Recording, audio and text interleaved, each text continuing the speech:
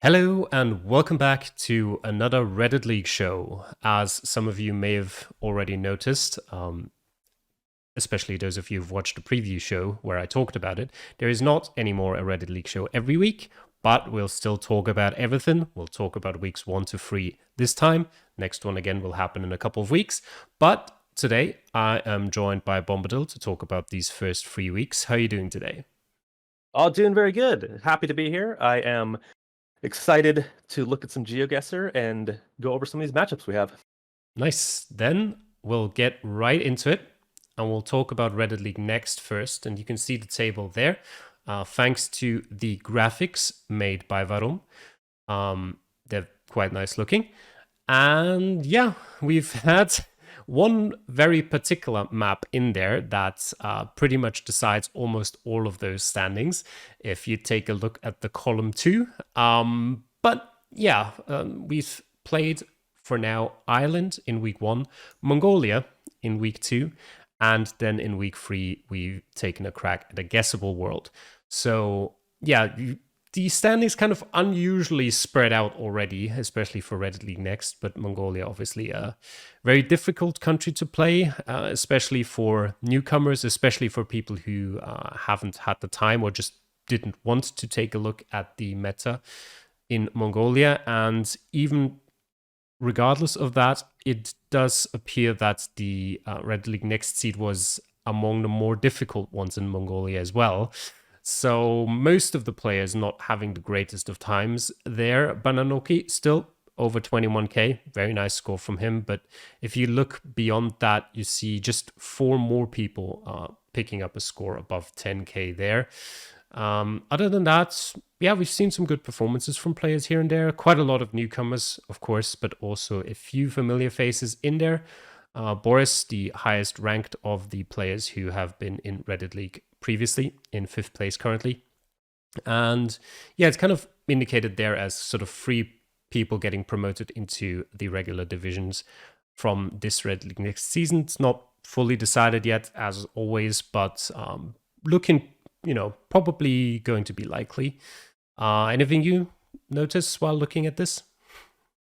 Yeah, like you mentioned, we have a very interesting situation after these first 3 weeks with the nature of the maps in question, and we'll definitely be talking a little bit more about the details of them as we get through these divisions. But Mongolia is a unique situation with how difficult it is compared to some of the typical maps that we'll see in different seasons in the past through Reddit League. So not only is it a hard map, but it's been sandwiched by 2 maps that are relatively on the easier side of things as well. So when you look at Ireland and when you look at a world map, you're typically going to be expecting pretty high scores across the board. Mongolia is going to be the opposite of that, as you mentioned, where it's just generally going to be a very high spread of scores from sort of meta-focused type of map.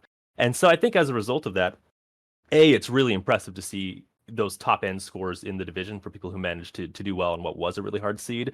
But also, I think that the people who did fairly poorly, it doesn't necessarily reflect totally on their skill level, because again, it is a case of, how much time did you put into learning the meta more than anything else. So I think that even though you're seeing a lot of people that got scores under 10,000, that doesn't mean that they're not going to be able to put in really decent scores on the maps that we have left going forward for this season. So unique situation in that we have a big spread early on, but I do think that that should start to normalize a little bit as we get through the next few weeks. And I don't think it's a total indicator of where a lot of these players are going to end up towards the end of the season. Yeah, exactly. The interesting question, of course, is with Mongolia creating such big gaps, is if there's going to be enough maps of high enough difficulty come the end of the season to really make up that gap. And I do think there are. And we'll talk about a few of them in a minute.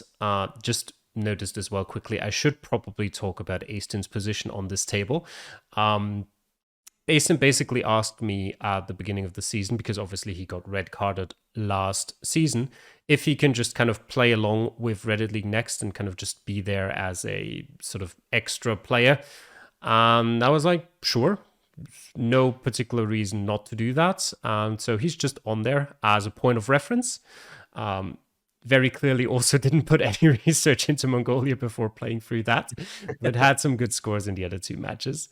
And yeah, just generally a good point of reference for the Reddit League Next players to have as someone who kind of played in a higher division before. Obviously not for very long, but still. Yeah, so let's have a quick talk about what the next 3 weeks are going to be before we meet up again for the next Reddit League show. So, I'm going to quickly mention all of them and then we'll talk about them in a bit more detail. We'll start with Ecuador in week 4. Pretty interesting. Then we'll move over to our US state in Maryland. And then in week 6, we're going to have the second very interesting country that's going to potentially add another few bigger gaps into this table in South Korea. But yeah, let's start with Ecuador. Personally, not really a country that I had played a huge amount of before. But from what I've practiced and from what I've seen in these seeds I created, in these seeds I just played as practice, relatively interesting to play, not super difficult.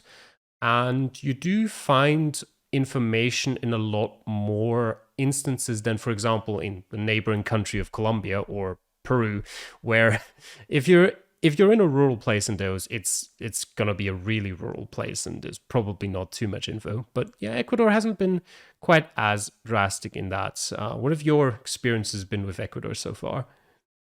I agree. My experience has been pretty similar. I think when you come into a map like Ecuador, sometimes it can be very intimidating at first, where you think, compared on some of the experiences with other South American countries, like you said, there might be some fear about how likely is it I'm going to be in a place where I have any good signage, or how geographically diverse is it going to be to where I can even tell what part I'm in. But so far, I think it is a case where there is a good bit of geographic diversity. There are definitely parts of the country that can be difficult to tell apart, but I think you can certainly have indications if you're closer to the coast, if you're farther into the mountains, if you're farther on the very south end of the country. There's certainly aspects of the environment that are going to indicate things like that. The signage is pretty good. The highway system is marked out pretty well. There isn't, there are a lot of roads, but based on the size of the country, there aren't so many roads that it's not impossible to go through and find them in even a relatively short amount of time. So I expect to see pretty decent scores out of this one for a lot of the players. I think it's going to be tough to get perfect scores. I think we may even get a couple people that manage to do it or get very close. But I do expect to see a lot of people, putting up scores in that 19, 20K range, which I think is going to be an indication of probably getting most rounds generally right, and then having a couple ones that are going to be maybe a little more rural or a little more difficult to pick up. But certainly, yeah, I think it's intimidating at first, but the more you start to look at it, and if you do take the time to go through a little bit of practice, I think the results will speak for themselves, and you'll get a payoff from it. Yeah, exactly. I completely agree with that. Also thought of that same thing in that we could at least see an interesting division between people who at least took a little bit of time getting used to Ecuador, maybe even just played through the other division seeds, and the people who didn't bother to do any practice at all. Because I do think Ecuador at first, in sort of like your first seed, it can be kind of difficult to really know what to do with a lot of the information that you find, because it is there, but not everything is kind of like a completely obvious piece of information where you're like, okay, I see that, I do that. Stuff like there's a lot of regional roads in Ecuador, for example, that just won't show up as such on Google Maps, that you might not know what to do with them. And there's a lot of kind of small meta in quotation mark things that you can learn. For example, how sometimes there's the road numbers on kilometer markers, but they're in a spot that you wouldn't really notice otherwise if you don't know about it. There's stuff like the province specific letters on the roofs of taxis that are not always 100% right, but most of the time. And just stuff like that, that if you've practiced a little, you notice these things and you'll probably get a pretty good score. But if you haven't even taken a look at it, you can easily get like a 10, 11, 12K score in Ecuador if you're not prepared for what you're going into.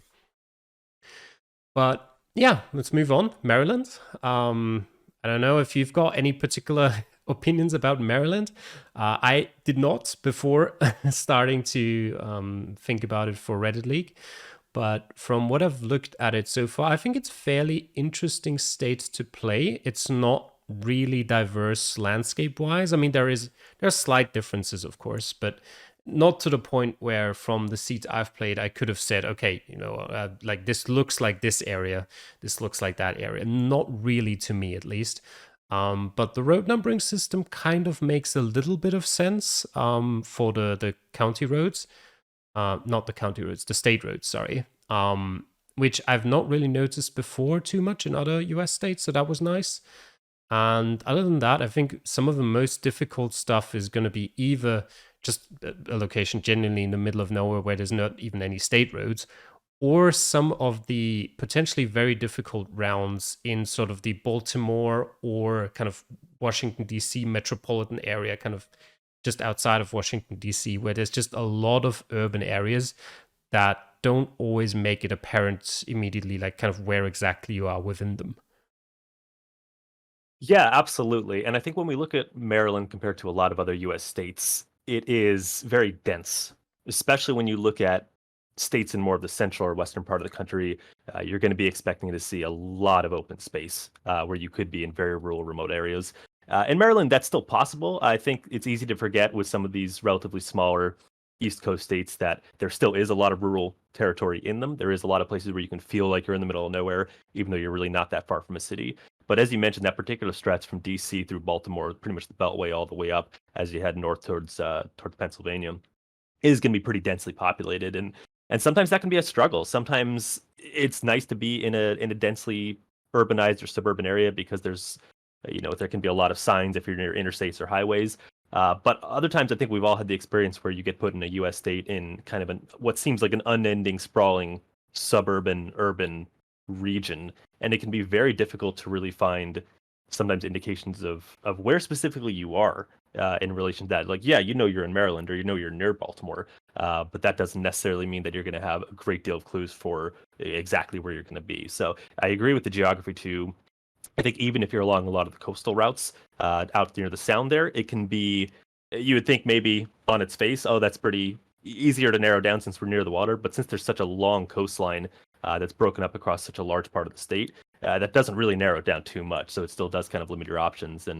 Um, and yeah, when we look at some of the more extreme parts of the state, out to the very far west end, it does tend to be definitely more rural out there, and a little more mountainous as you start to get in the Appalachians too. So although there is a little bit of geographic diversity out there, it's not in areas that are well densely populated. So it's probably unlikely that we're going to get a lot of rounds out in those more extreme spots. Now, of course, now that we've said it, we're going to get probably several seeds in some of the worst spots. But there definitely are some unique aspects of the state. I think compared to some of the other ones, I'm not going to say that it's necessarily harder or worse than a lot of the other East Coast states, but I think there's a lot of times I'd rather play a Baltimore compared like a Maryland compared to say like a Missouri or a Kansas, where it tends to be just much wider open expanses. At least with Maryland, it's unlikely you're going to go too far before you see a road for at least a state highway or even a county road or something like that.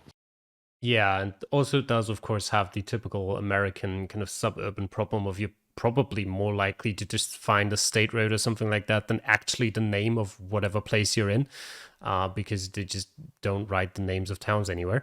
But yeah, apart from that, I think it's an interesting state to play. I've definitely had worse, and it's only got about, I think it's 24, 27 counties. So kind of a reasonable number to learn. Um, of course, it's always a question of how often do you actually get to use them? How often do people put counties anywhere? How many locations are at county borders?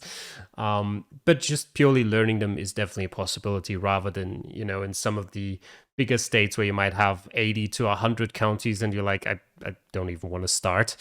But yeah, also going to be an interesting map. And yeah, sixth map, South Korea. Talking about interesting, South Korea has a few problems associated with it. One has thankfully been solved by Geoguessr or Google Maps in general in recent times, like a year ago, I think, at this point, where the map is now fairly decent in South Korea.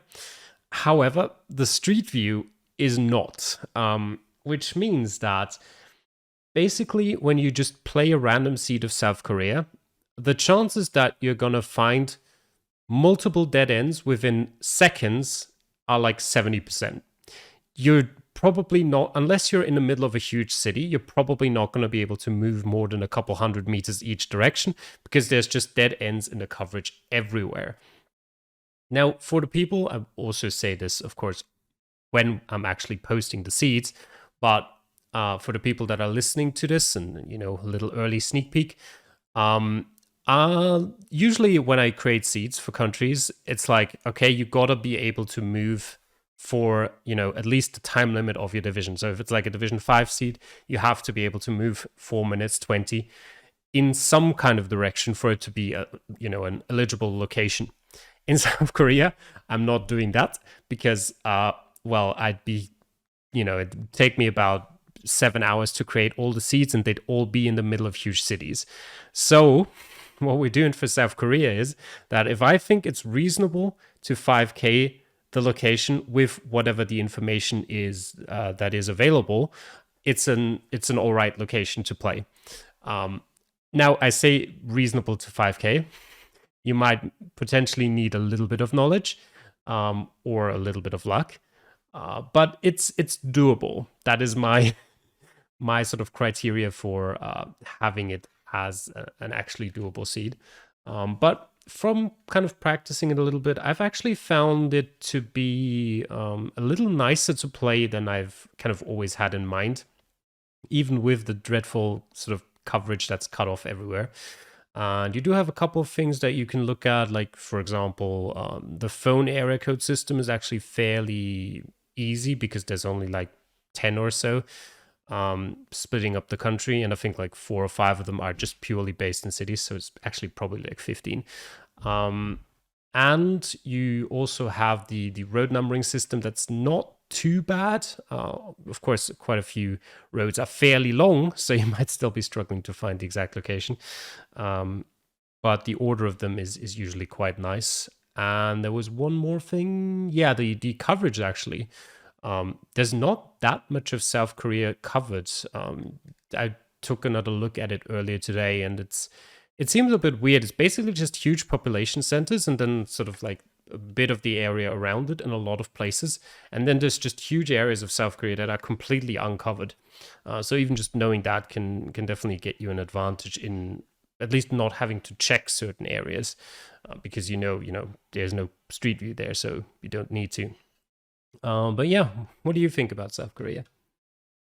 I'm excited to play South Korea. I think, as you mentioned, the biggest thing for me is just now that we have the new update. I think this is the first time that we've seen it in Reddit League since then. And it used to be, for any experienced Geoguessr player, everybody's familiar with the tragedy of South Korea, where in the past it was just such a difficult place to play because you had to scroll in so far onto the map and zoom in before roads would even show up, and just those little amounts of time that you spend zooming in looking for the road numbers can really start to add up. So now that we can at least see a lot of the major roads at much more of a wider scale in a glance, I think that's going to make it a lot more enjoyable to play. And it already has, I think, for people who have been playing it since then in the last several months. So definitely looking forward to that because I think that does open up opportunities a lot more.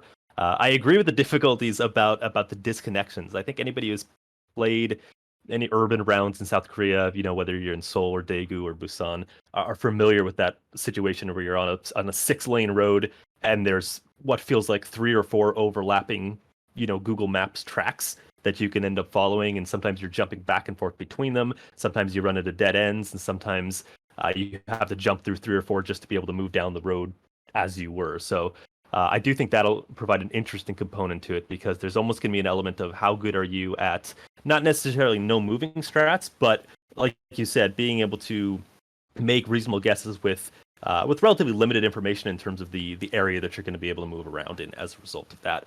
And there may be situations where you can get a fair bit of distance and still not find anything quite as maybe useful as you want. But I do think that South Korea in general is very generous when it comes to signage. It does seem like there's a lot of signs, whether you're on highways or whether you're in cities.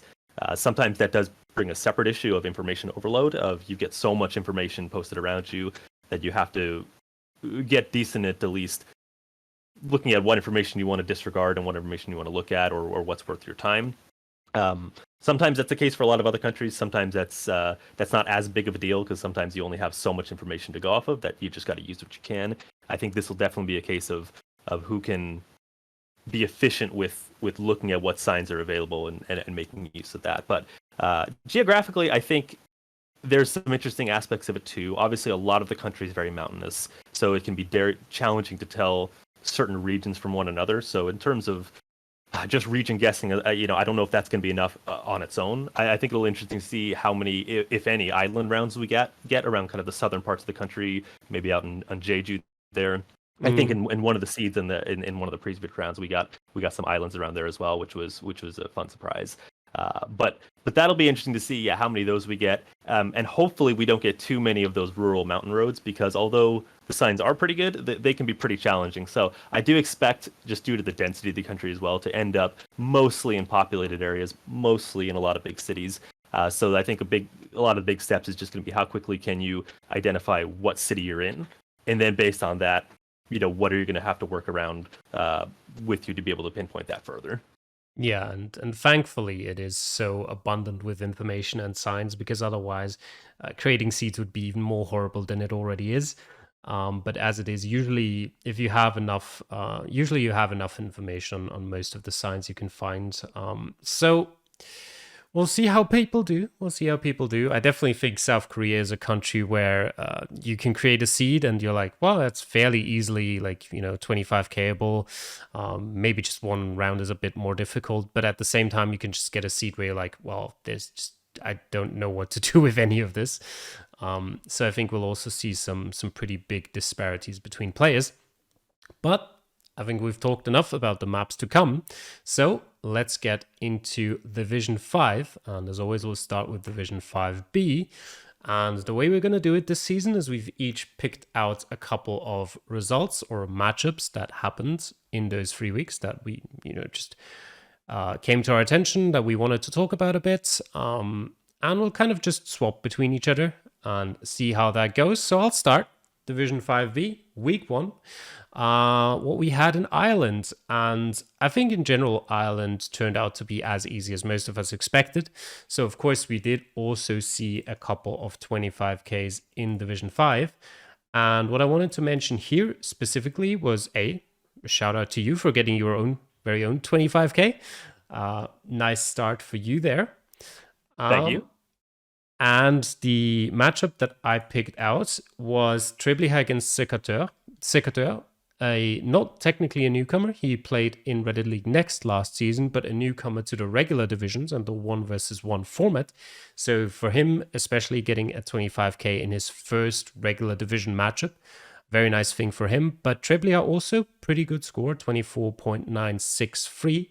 So getting 2 points for her as well is nice. Unfortunately, as you see there on the table, the only 2 points she's gotten so far, but 2 points nonetheless. And the other thing I wanted to mention, actually, was that in the 4Z against Ted's matchup, we had the lowest scoring win in Ireland out of all the divisions, which was a score of 22,153 from 4Z, which already kind of shows you if you scored below 22K in Ireland, you just did not win. That's how easy this country is. If you got no points in one round, you've lost. It's game over. Which very interesting. What did you think was interesting about this one? Yeah, no, I agree, and I think that the Ted's 4Z matchup in particular was I think one worth looking at in more detail as well. Both of them are players that qualified through preseason, so they're back up. They're up in Division 5, part of our very healthy French contingent. So I think it's always interesting to see matchup against compatriots against each other in this case. But definitely it's a fascinating one where as we'll see as we go through the divisions, as we expected, very high scores across Ireland. I think in most matchups, and due to the nature of Reddit League, where you have these head-to-head matchups, it's all about who your opponent, right? It doesn't necessarily matter as much your score against the greater average to a degree. So it is interesting when you see a score like 22K, which is not a terrible score by any stretch, but that would be a case where you'd probably lose against most other matchups, within the division. So I think it's very fascinating to see that where you come out with a win. And that means that, yeah, maybe one or two rounds were missed for whatever reason. But it is exciting when you see matches that are that close, even with a round that's been missed, on what's typically a very higher scoring map. So I could see a situation. I'm not totally sure who played in what order, but where maybe 4Z played first and said 22K.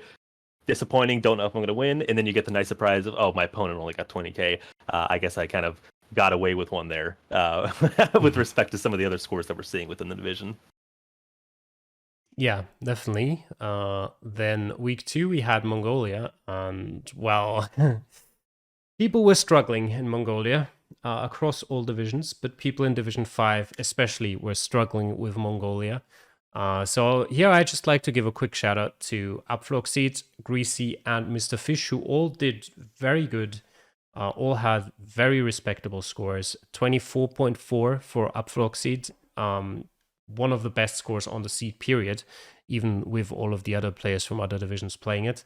And Greasy and Mr. Fish both hovering around the 20k mark, still very, very good scores, especially if you look at the other players. We had quite a few scores that did not reach 5 digits. Even more so in Division 5A that we'll get to in a bit. But yeah, some very good performances in this division as well.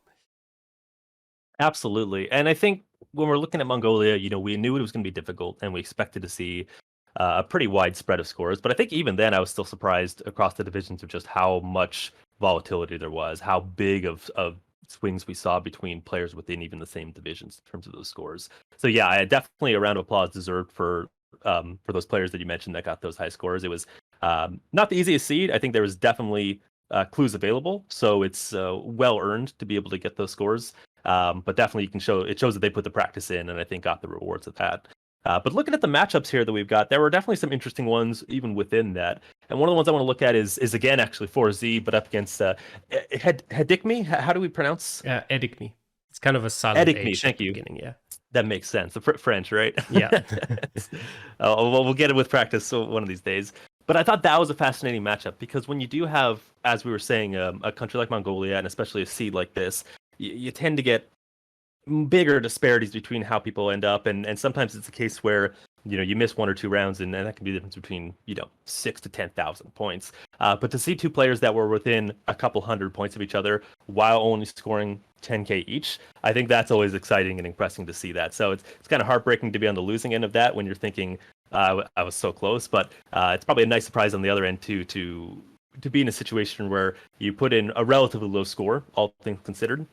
But it's enough. You know that with Mongolia, you're kind of rolling the dice because even if you don't have the best score in the world, it may be enough to where your opponent didn't quite match up to it. So I thought that was a very fascinating one to see.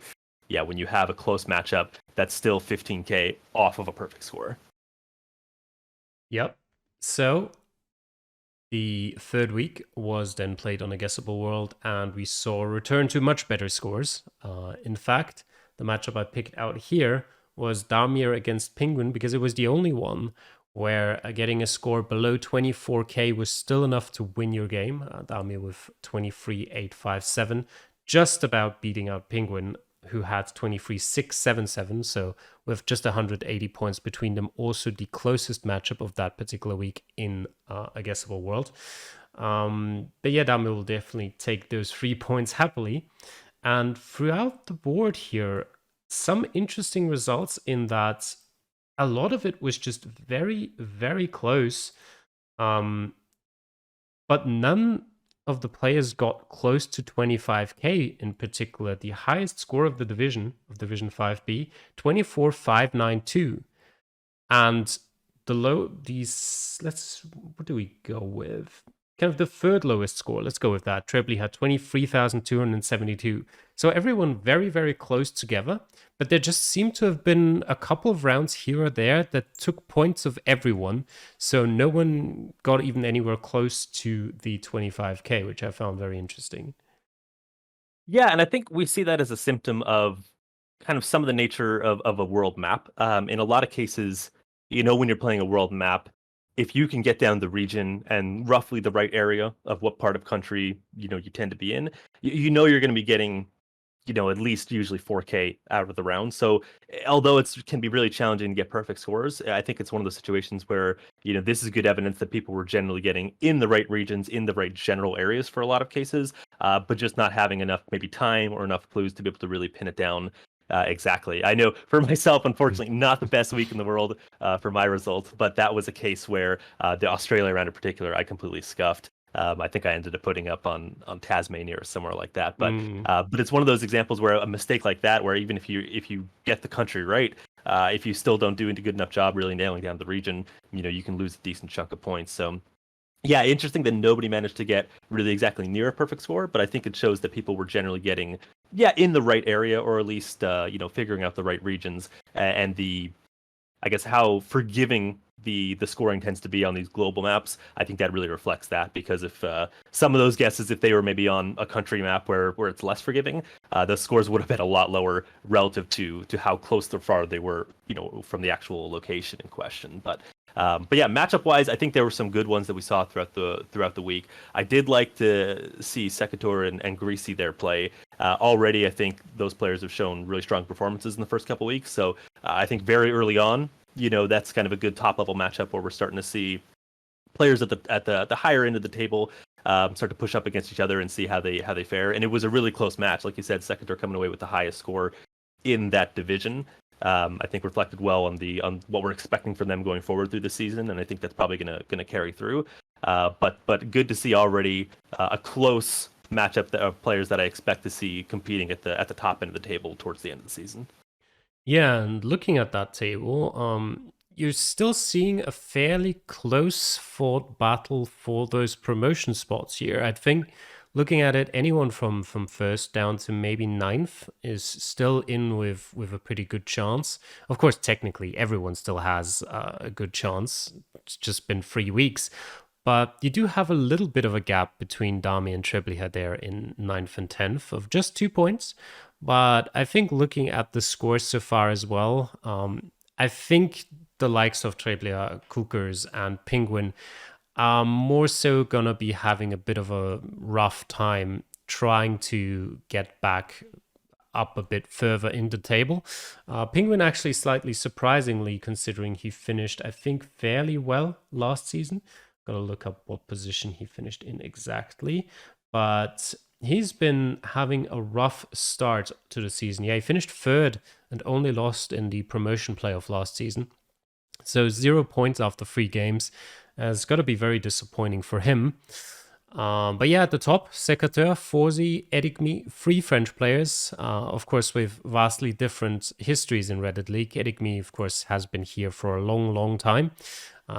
Got relegated last season, so he'll try his best to make his way straight back up, but also in recent seasons has kind of had a reputation for someone who starts very well and then kind of drops off as the season progresses. So we'll have to see if he can keep his momentum going. Secateur, of course, we've talked about it already, promoted from Reddit League Next last season, and Forzi, a newcomer, and the only one in the division with 3 wins out of 3. So quite nice there as well. Of course, always with Ireland and its potential to very easily get 25Ks. Some of the draws here, wasn't a lot you can do about it, although actually there was only one draw. So yeah, but definitely an interesting situation so far. And we'll go to the next 3 weeks that they'll be playing. I think this time for these, I'll go through all 3 of mine. Then you can go through your 3. So for week 4, I just picked out Upfloxeed versus Mr. Fish. I think both are definitely candidates who could be fighting for those promotion spots, kind of against the French Armada up there in first to third. Upfloxeed especially, a very good no-moving player, very extensive knowledge of particular metas, very good at very difficult countries. Just maybe struggling a bit more here and there with stuff like pinpointing or with some of the more easier countries. So there's still plenty of difficult countries to play this season. But I think this is kind of an early indicator of how both of their seasons are going to go. Then in Maryland, obviously, as the only American in Division 5, I picked your matchup against Forzi. And yeah, I don't know how much of an advantage being American is going to be in Maryland. I don't think it's going to be too strong, but still, there's some sort of pride that you have to kind of defend there. Your honor of being American and, in the American state map, that's got to count for something. Of course. And yeah, also I think just generally looking at the total scores, I think Forzy has had a bit of luck so far with his opponents. So I think you two could very well end up in a similar standing in the table. Not yet decided on where that's going to be, but could definitely, again, be a very interesting and close matchup. And then for South Korea, I picked Upflogseed against Secateur. Again, I mentioned earlier, Upflogseed very strong in these more difficult countries that South Korea definitely counts towards. And Secateur dominated last season of Reddit League Next, and so far 9 points out of the first 3 games. So another, I think, very, very interesting matchup to look forward to here. Yeah, no, I definitely agree. I definitely agree. Those are all look very entertaining ones coming up. On my end, if we want to look at the next couple weeks, I think for week 4, Me and Ted's is going to be a very interesting matchup. Again, two French players going up against each other.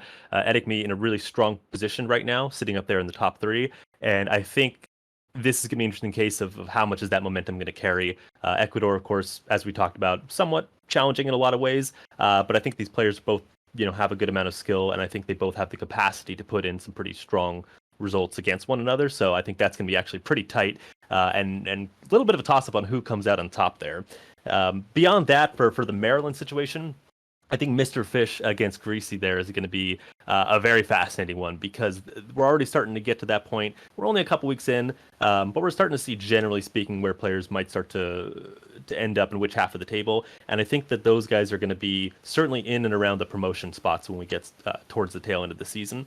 So that may be an early indication of maybe what that situation starts to look at down the road, and maybe that's a situation where they even get a matchup again, in the playoffs when it comes down to it. So I think that'll be a good one to see. And neither player being American is always interesting, because I think that there's there is somewhat of an advantage to home field. Certain countries and certain states, I think, are give you less of an advantage for being a local compared to others. And I think Maryland's one of the situations where I don't think it's going to be a big hindrance to them, being from another country. I think they're going to do just as good as you would expect.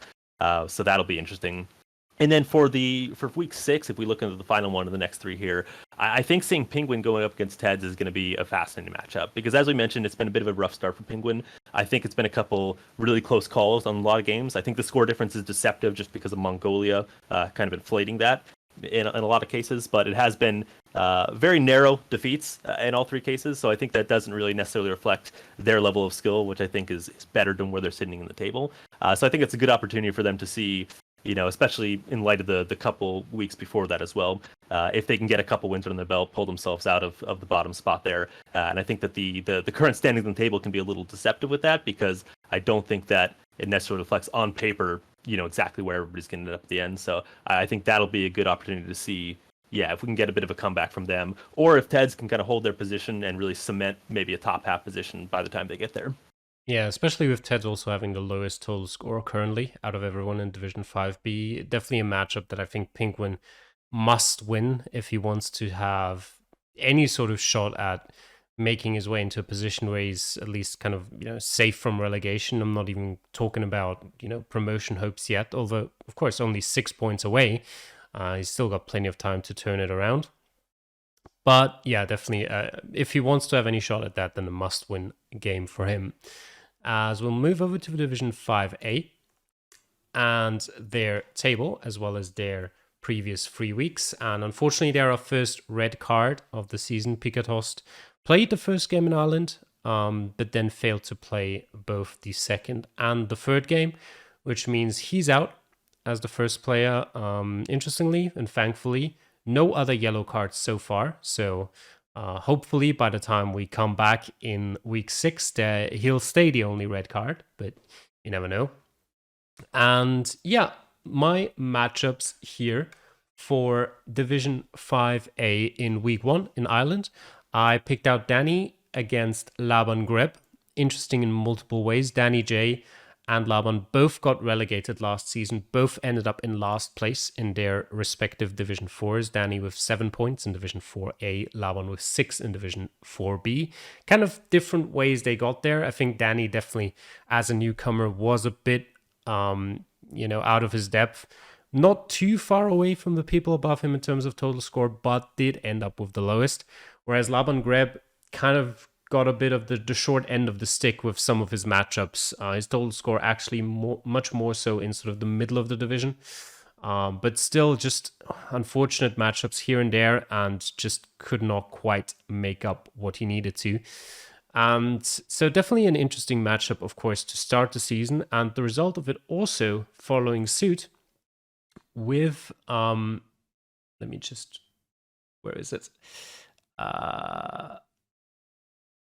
Oh, I'm looking at I was still looking at the division at the season 6 division 5, and I was thinking, where are they? Not Right. there, obviously.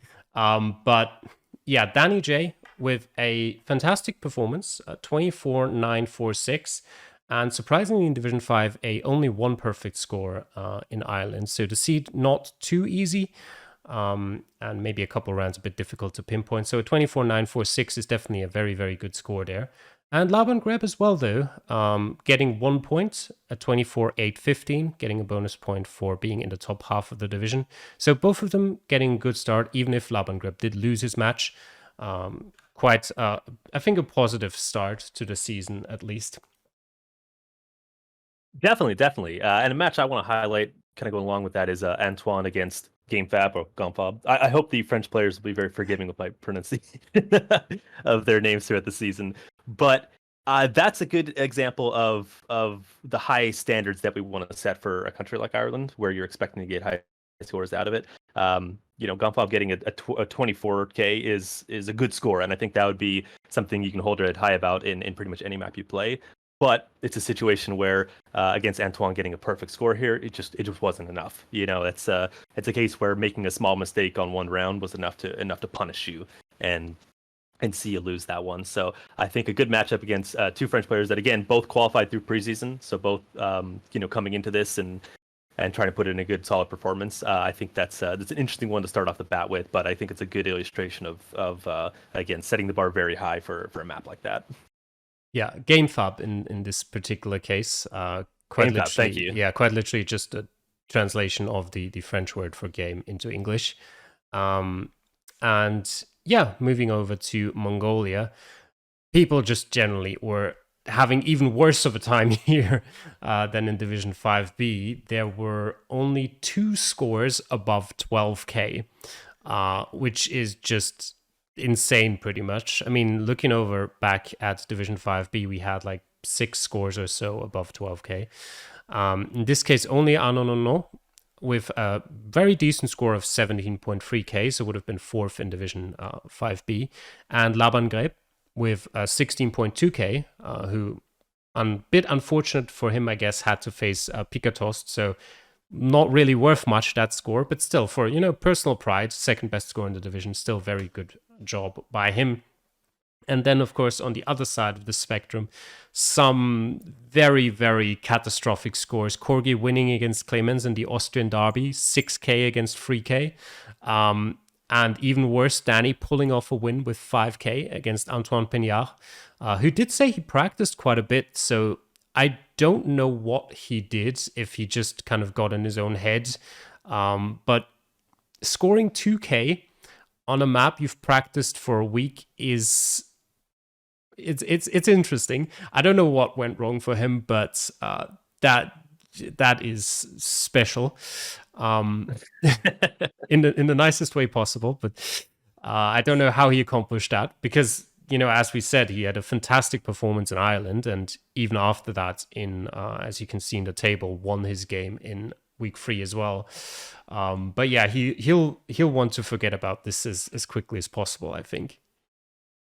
Yeah, definitely. And you never know if it's something of just refusing to learn the meta, or just having an off week, not taking it seriously as the last round. You never really know exactly, but it is super surprising to see a lot of those low scoring matchups. I think, like you said, the Corgi matchup and Danny J both winning with 5,000 and 6,000 points respectively is hilarious in its own right, because I don't know of very few other maps that we're ever going to see in this competition are going to have scores that low that you're going to actually have a realistic shot at winning at. And from my perspective, it's particularly tragic, because I'm looking at my loss against Secator with my 14,000, thinking, oh man, I would have look at all the matchups I could have won. But that's the nature of the competition, right? Again, it's you have to play against your opponent, and thankfully you can get the bonus points here and there for still doing well.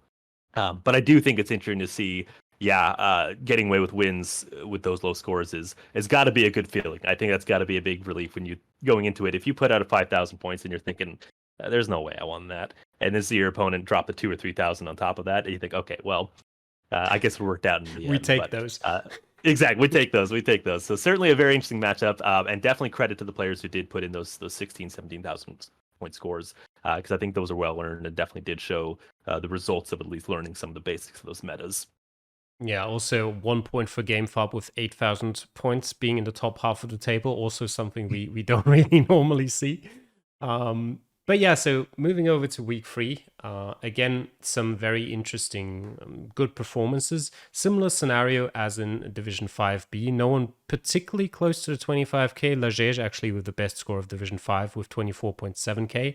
But again, in a similar way, no one really dropping too low either. Clemens at 21.9, but second worst score, I think, is Soundbite with 23.2. So not particularly bad from anyone either. And the thing I'd like to point out about this one is something that Cephalon actually pointed out in the Discord, which is that there was a ridiculously close margins between 5 players, which are Antoine Peña, GameFab, Corgi, Cephalon, and Anonono, that all ended up within 40 points. And not in kind of the 25k to 24,960, but in the kind of 24,249 to 24,289. And all in kind of different rounds as well, where they dropped their points. Just incredibly close. Funnily enough, none of them played against each other. So no draws here. But a very, very interesting situation that happened here. Yeah, absolutely. I love seeing when you have really close scores like that spread out across different matchups, and it'd be interesting, in the future to go look over and see, did they drop points on the same round? Were they all kind of close in the same spots, or was it just that they all kind of made small mistakes in enough of the right way in different places to where it all kind of evened out together?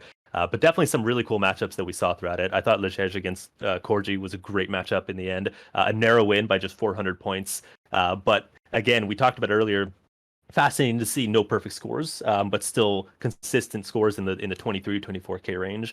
And I think that's it's interesting when you compare situations where a lot of times if you've got an easier map like say Ireland, where a lot of people are getting 5Ks on most of the rounds, it comes down to which one round did you slip up on and maybe not pinpoint right or miss it, and that's enough to drop you. Or on the opposite of that is Mongolia, where you're thinking, well, none of these rounds really are going to be perfect scores. It's just how can I get even close enough to get as much points as I can out of it.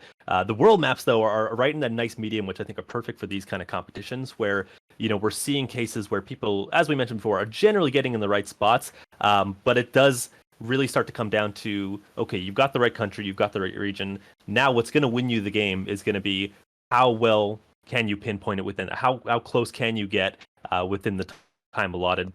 With the knowledge that you're probably not going to get a perfect score. So all those little adjustments and little things here and there start to really add up and make a difference. And yeah, like in that matchup with a 400-point difference, that's a case where it may have been just a bit better of a pinpoint, or maybe somebody got, a right island or got a city closer to the other. And I think that's what really brings out, I think, the best in the competition in these kind of situations. Yep. So the table, as you can see right there, as you have been seeing for the past 10 minutes, very nicely symmetrical at the moment. 3 wins for Anonono, Cephalon, and Danny J.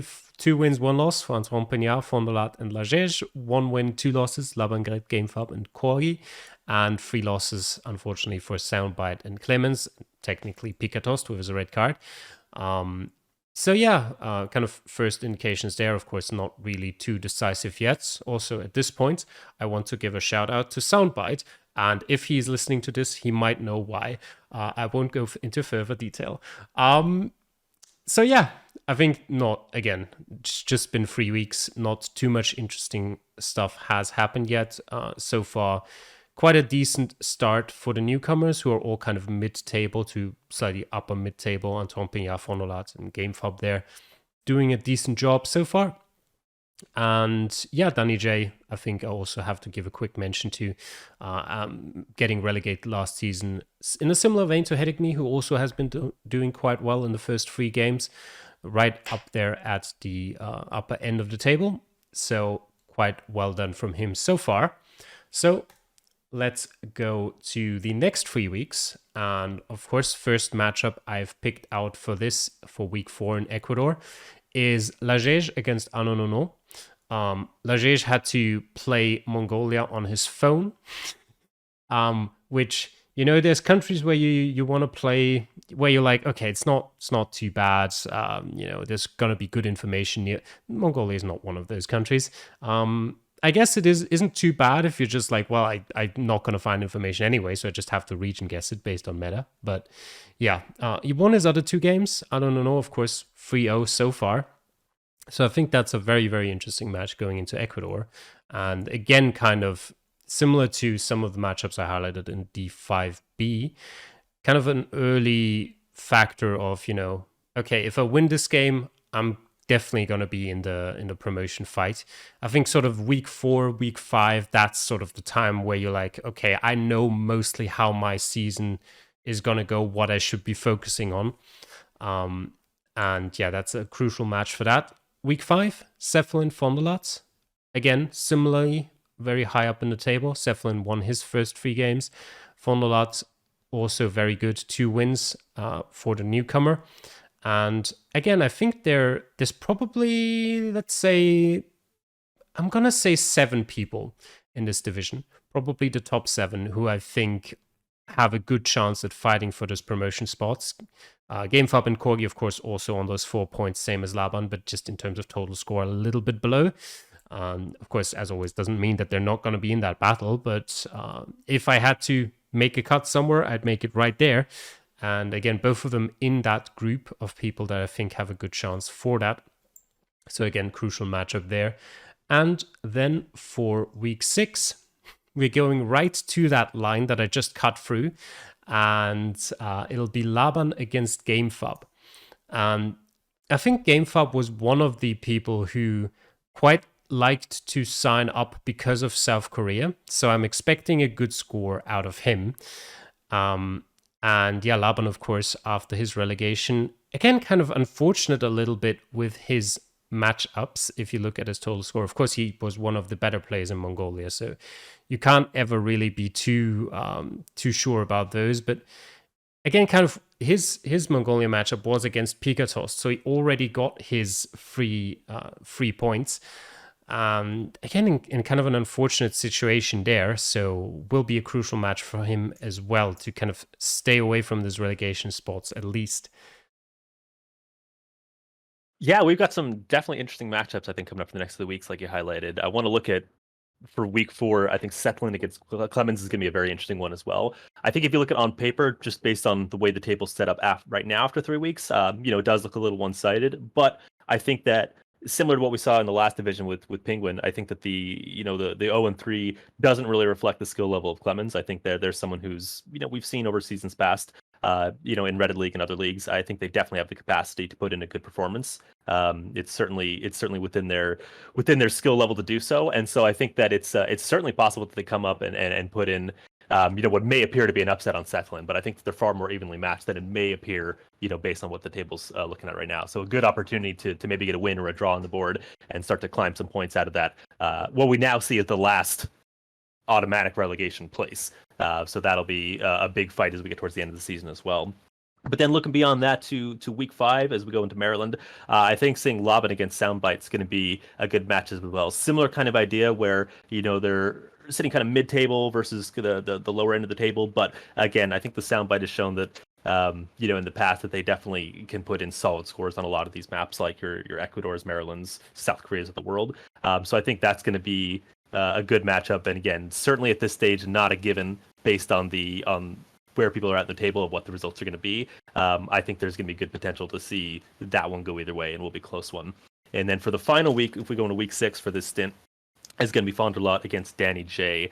Right now, both of these guys are sitting in and around those kind of promotion playoff positions, and I think based on what we've seen, you're going to expect them to continue to put in solid performances through the end of the season. I think Danny J in particular has had a really good start, and so I expect them to be, up and around those playoff spots when it comes down to the end of it. But this is going to be a good chance to either establish that or see if Fond du Lac can kind of keep things in the mix and make it a lot tighter. It's already one game is the only the difference as it is right now, but I think they definitely have the ability to make this a very close competition for those promotion playoff positions as well. For sure, and I think that we've reached sort of the point where even in Division 5, the level is so close. Like technically, you have like 7, 8 people where you'd be thinking, okay, yeah, if they get promoted, I'm not really surprised. Whereas in maybe 2 or 3 seasons back, you would have said, okay, there's like 3, 4 people where like, okay, they're going to be fighting for promotion. Everyone else is probably going to be a bit behind unless there's some massive upset or major shakeup with how some of the matchups turn out. But yeah, with how close it is together now, lots of different players who have the opportunity. And at the end, it just comes down to consistency and who takes the opportunities presented to them. As we'll get into Division 4B. And yeah, so far also has been very interesting. And for week 1, I would like to focus on the matchup between Varum and Rien de Rien, because it was the second lowest scoring win in Ireland. I like to point those out, where Varum won by just scoring 23,493 points. Rien de Rien just above the 20k mark. And yeah, we saw a lot of people getting a lot closer to the 25Ks here, or getting those 25Ks.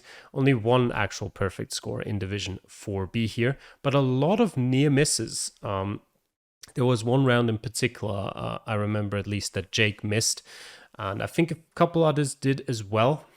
Because it wasn't a straightforward pinpoint. It required a little bit of precision, a little bit of actually properly taking in your surroundings, kind of checking, okay, this house is that on the map, this house is that curve comes there.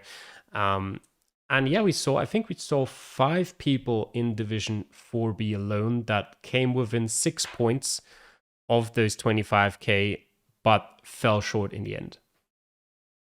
Yeah, I think very close matchups. Those two that you kind of briefly mentioned there, Geofogger against Solar Sensei, and then Ollie and Jake Lyons.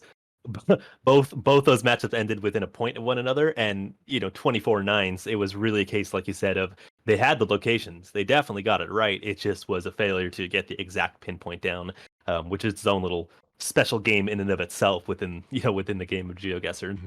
And I think it's interesting. It's got to be tougher for all 4 people in those matchup, because you're thinking, if I just got that pinpoint right, I would have got, the extra point for the the perfect score.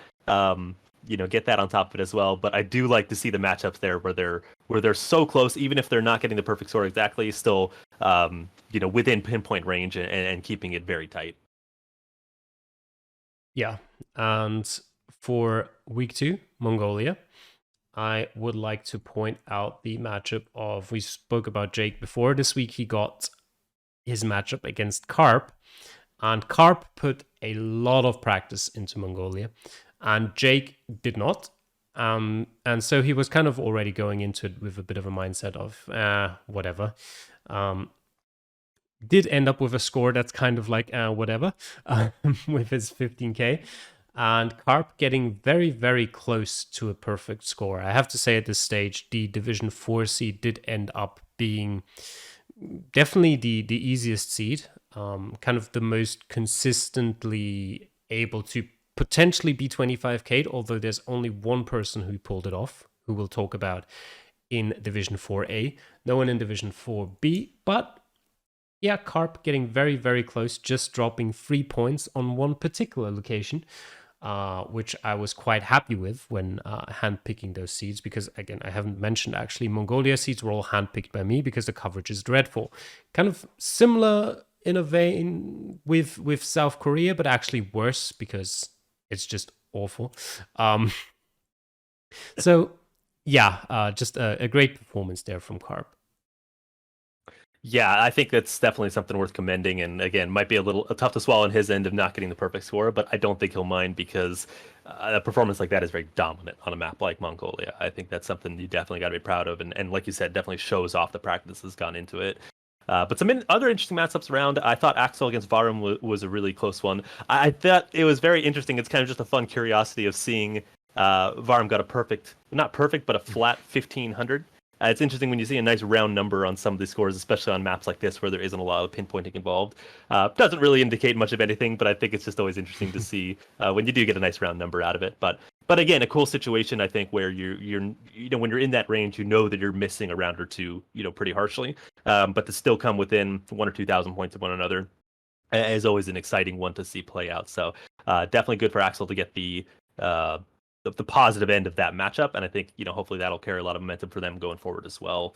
So yeah, definitely a crazy round in Mongolia as expected, but certainly interesting, and we can look ahead to week 3 after that as well, back into the world map that we have been discussing, and I think there were higher scores as we would expect. I think generally it looks like everybody got at least 22K or higher, and we did see a lot of 24s, a lot of 24.9s. I thought that Axel against Leon was a very tight matchup as well. Again, in that 24-5 range, both of them less than 100 points, a well-earned draw, I think, on both sides of those, and both being able to pick up the bonus point as well for getting their that solid score within the scope of the whole division. So again, I think when we see those 24-5s, you know that they both more or less got the right areas down, but just maybe didn't get on 1 or 2 rounds the ability to pinpoint it exactly or get close enough. But to still come, within 100 points of each other, I think is always entertaining to see, and probably well deserved for both of them. I think it's a good result.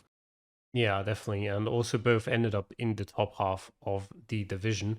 Actually, fairly close, I believe, as fifth and sixth, but just about. It's always nice if it's both of them in a draw and it's not like, okay, he scored 60 points more and he gets a point more because he was sixth and I was seventh.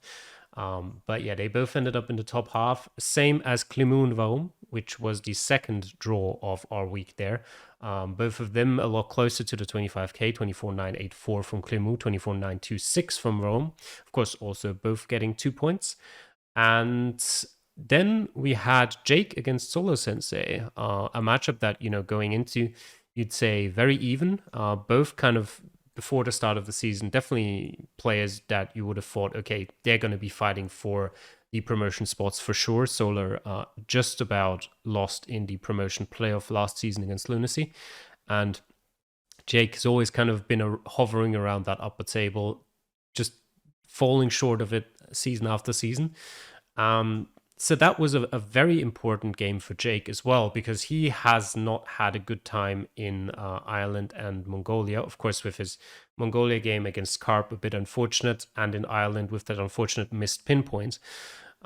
So he had to really, show what he's got there, and he got a perfect score. And Solar, unfortunately for him, quite heavily missed around in Indonesia. Which meant that he dropped all the way down to like 22K, which of course also pushed him well outside of the range for like a bonus point for top half of the table. So you can see there in the table as well, he's not had the best of starts. Just 2 points for Solar Sensei. Jake with those 4 climbing up into the middle of the table.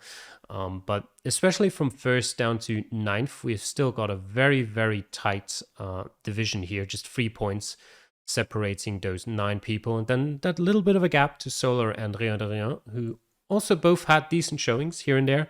But just not quite had the consistency yet. And then I think it's gonna be a rough season for Sotomo. We'll see if he picks up any points. He probably will. He'll pick up a few, but getting out of those relegation spots, I think, might be a bit beyond him. Yeah, and I think now Ollie was promoted from Division 5 last season. Is that correct? I believe. I'm not sure. He was promoted at some stage. Was it last season? Okay. No, I think Maybe it was the season before. I think it was the It might have season been 2 ago. before. Yeah. I remember playing him at D5 at some point, but I always like seeing when somebody gets promoted, and then whether it's within a season or two, that's starting to really get good pushes towards the next promotion spot. So I think that definitely shows a good trend in terms of development of skills, and they've always been a strong player. But I'm very curious if that's going to hold true through the rest of the season. If Ollie can promote it up to D3, maybe by the end of it, that'd be an interesting journey to get all the way from D5 up to 3 within a couple seasons of each other. So an interesting storyline to watch out for if he's able to keep that up going forward.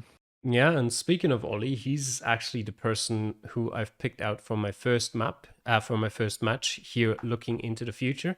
He'll be playing against Carp next week in Ecuador, which is a very, very interesting matchup. Both incredibly good players. And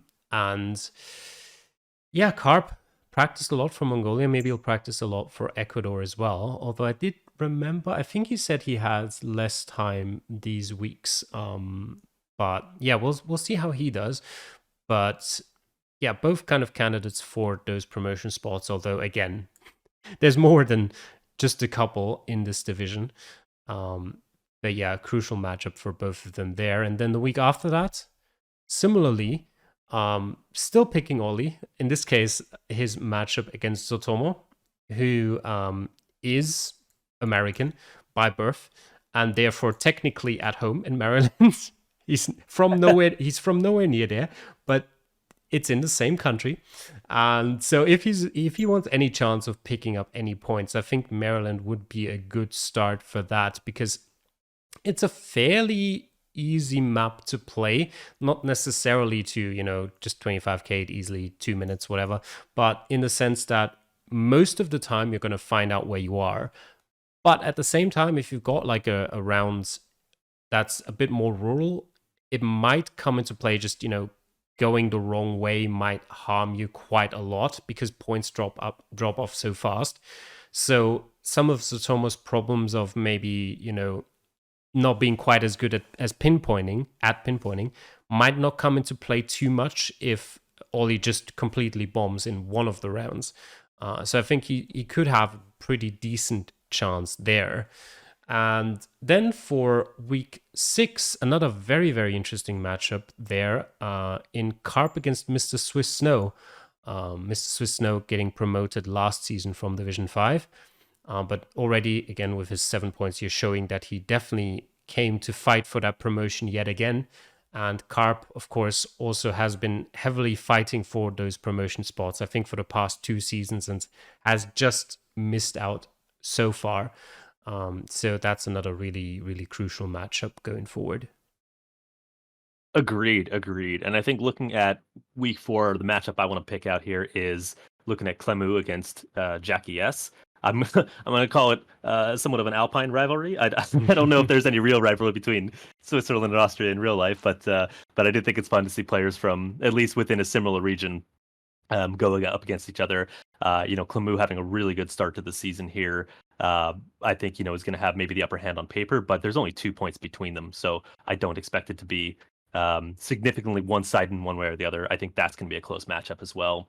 And then looking ahead to the Maryland round, yeah, I actually want to see Carp against Solar Sensei there. The two guys, two Americans playing in this case. Again, Carp's had a really strong start to the season, has a lot of momentum going forward for them.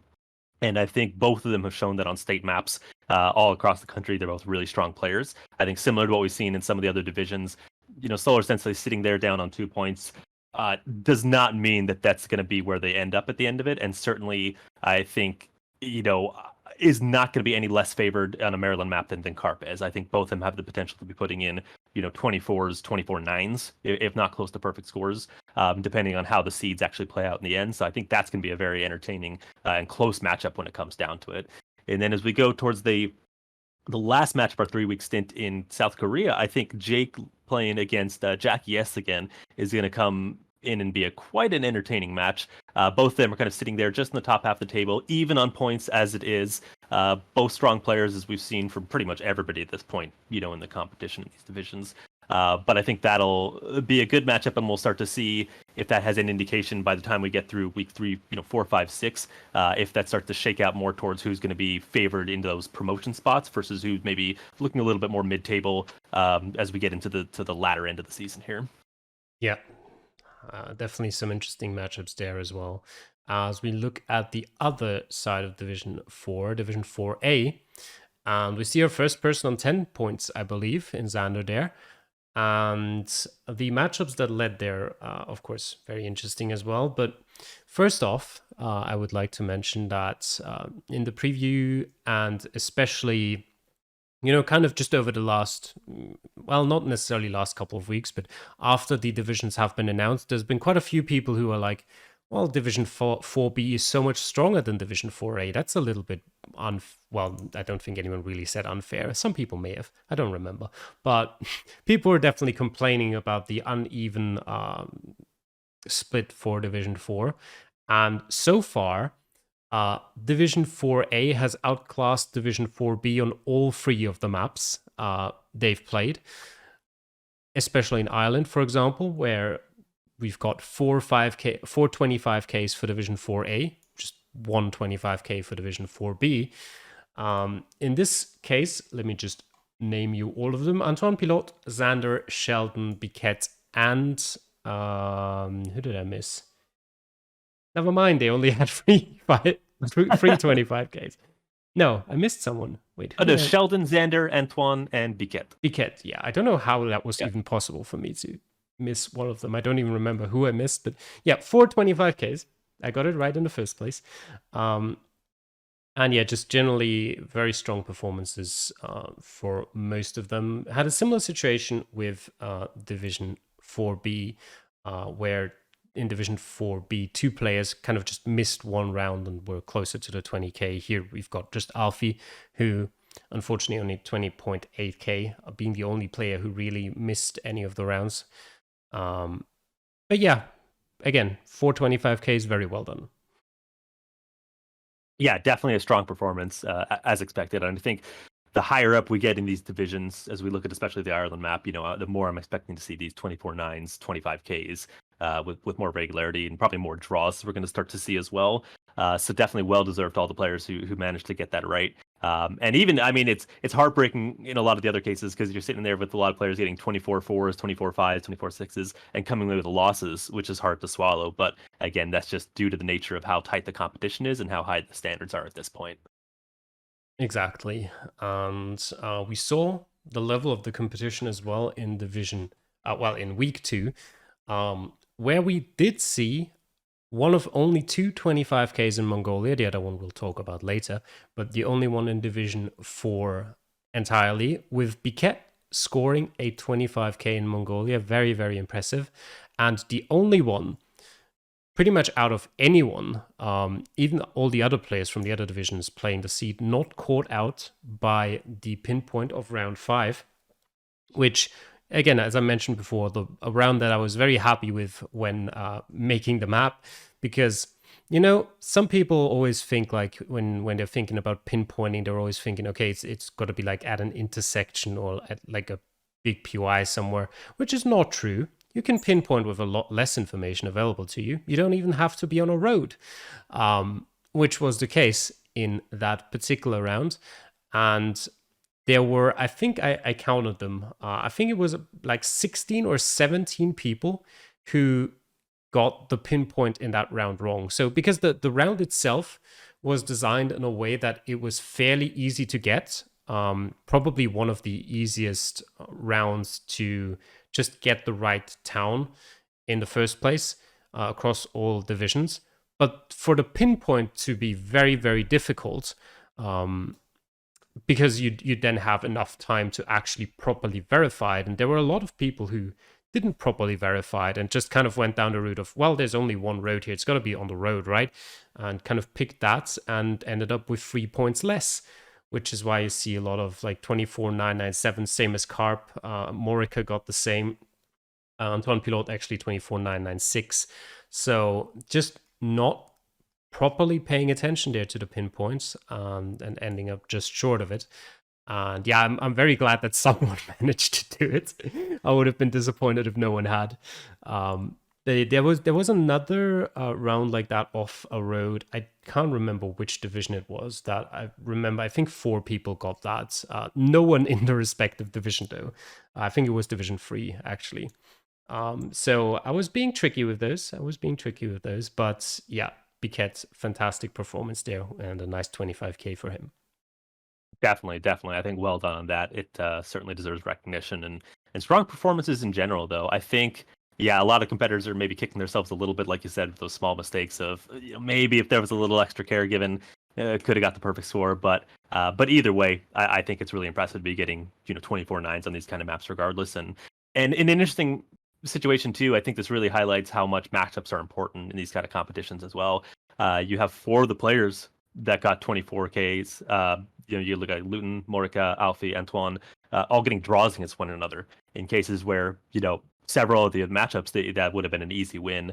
And if you look at the Luton Morica matchup in particular, it was a perfect score missed by 3 points on Morica's end, but Luton scored a 24-901, meaning that even if the perfect score was gotten, there would have been the bonus point, but it still wouldn't have been enough for a win by just 1 point. It still would have been a draw in the end anyway. So interesting to see when you do get the people that are putting in the solid scores matched up against each other, and how that kind of ends up distributing points, because now you've got draws that are taken away from it, as well as some bonus points as well. But you end up with people who got scores that are 10,000 points lower coming away with just as many points, if not more, due to the matchups as well. Yeah, and moving over to week 3, we have a similar situation there. That you mentioned, Morica just missed the 25k by 3 points in week 2. 4 points this time around. But we did have two 25ks, again, more than in Division 4B. And yeah, so very well done to Geoguessr, who picked up a very, very important 25k there as well. He's definitely going to need that going forward if he wants to fight for some of the higher places. And Sheldon being the other 25k as well, someone we definitely expect to be fighting for those promotion places against the likes of Xander, Biquet, and Morica up there. Yeah, definitely good performances. It's always encouraging to see a couple 25Ks, and like you said, I like seeing Division 4A there maybe prove the doubters wrong, from some of the perceptions coming into it. I do think it's interesting some of the matchups, like if we look at Sheldon against Biquet, or if we look at, say, Geoguessr against Wakalok there. That's a case where the matches were divided by 2,000 or 3,000 points in those kind of situations. And when I think of myself, and I don't know how you feel about it as well, when you're playing other players, sometimes I wonder if it's worse to lose by a little bit or by a lot, because sometimes I think if you lose by 200-300 points, or you lose by maybe just by 1,000 points or less, you think, oh, if I had just maybe done a little better pinpointing this area, or just taking a little more time in that area, could have been the difference between a win and not. But if you're losing against somebody who got a perfect score, and you're sitting there with the 22-23, maybe you don't feel as bad, where you're thinking, okay, well, maybe if I did you a little better on this round, it wouldn't have made a difference anyway. So it's a little easier to swallow, but not everybody, I think, sees it that way. It's just maybe one way of approaching the different matchups. Yeah, to me, definitely feels worse to lose when you're in a position where you had hope. Because I mean, I always play like first anyway, so I'm always in the position where I don't know yet how the matchup went after I've played. So it definitely feels worse when you're like, okay, I scored 23k, but I think I did pretty well. So maybe there's a good chance I can win, and then you get like slapped across the face with like a 24-7 or something from your opponent, and you're like, oh, great.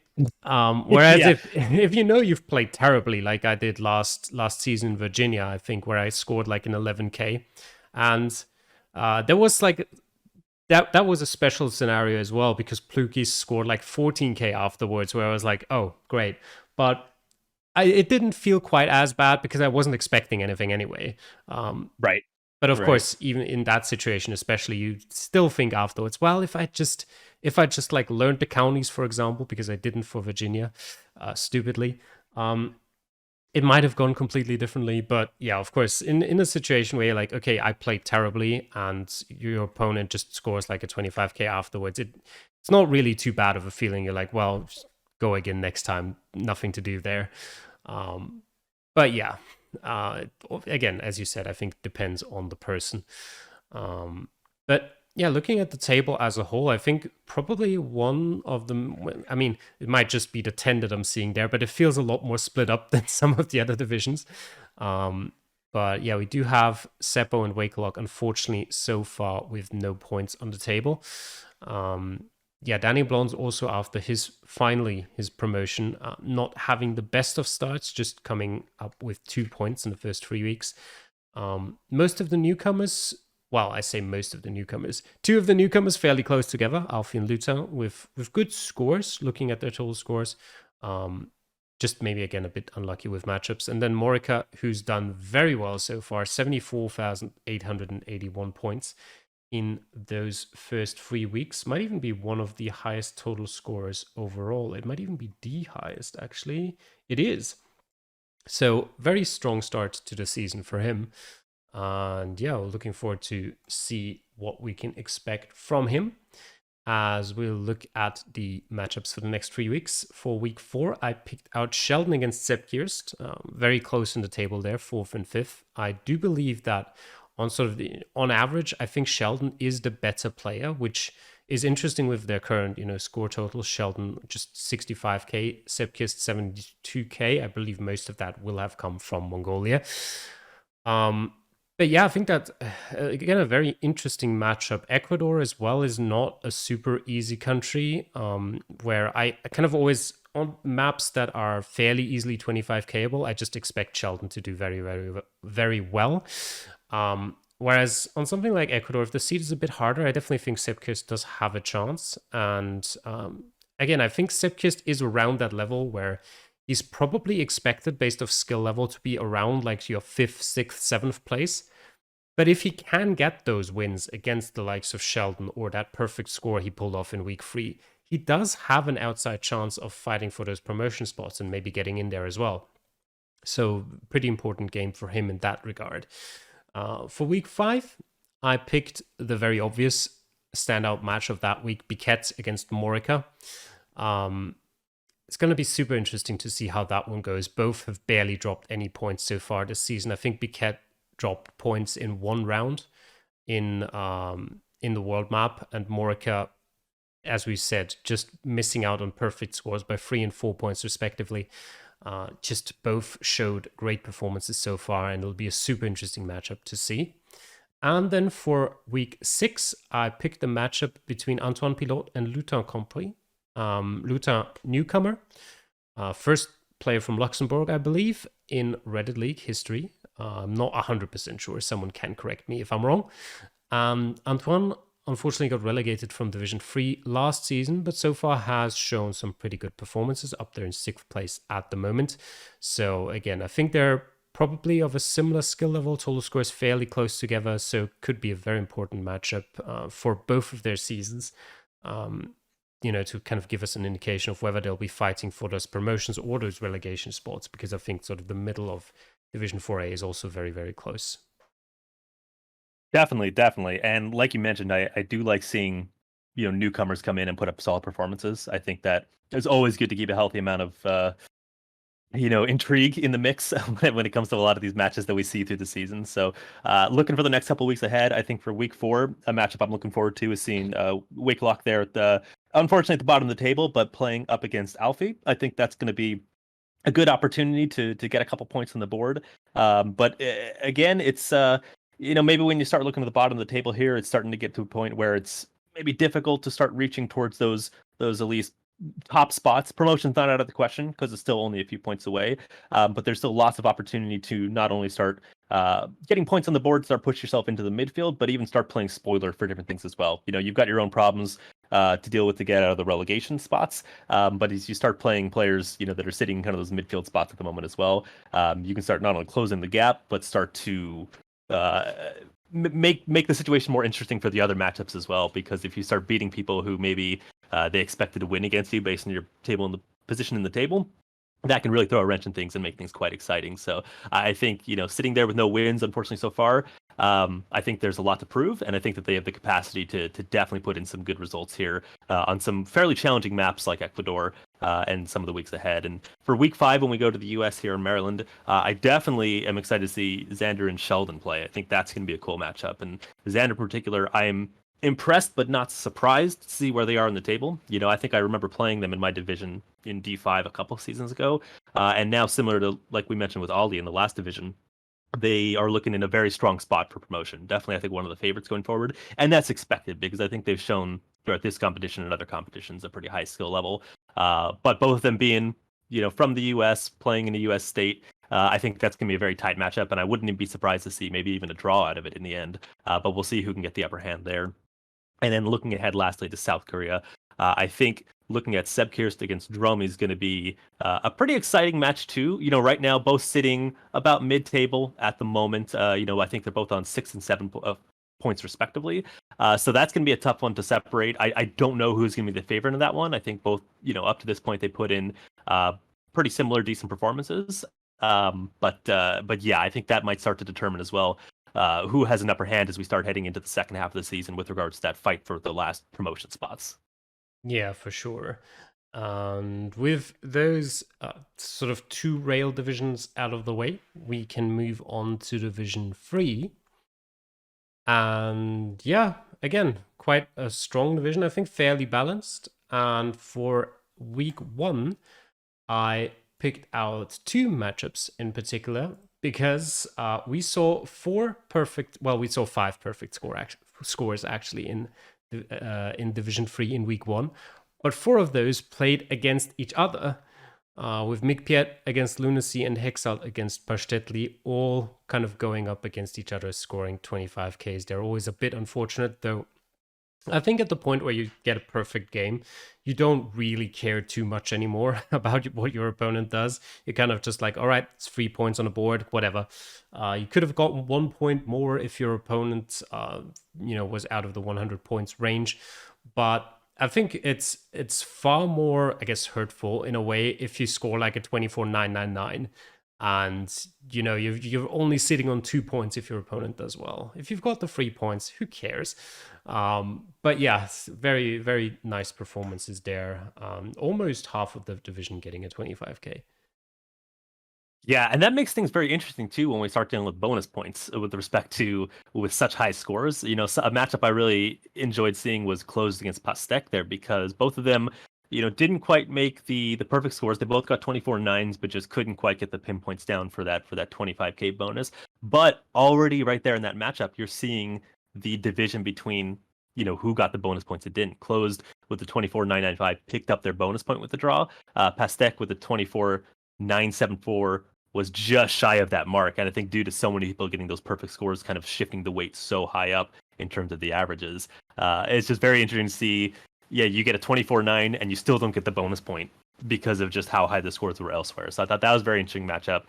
Getting away with only 1 point for the draw has got to be disappointing, I think, after you put in what is a good score. But again, not surprising when we see, the seed in the map and some of the other scores around the division. Yeah, definitely. In week 2, we had Pastek in sort of his favorite country.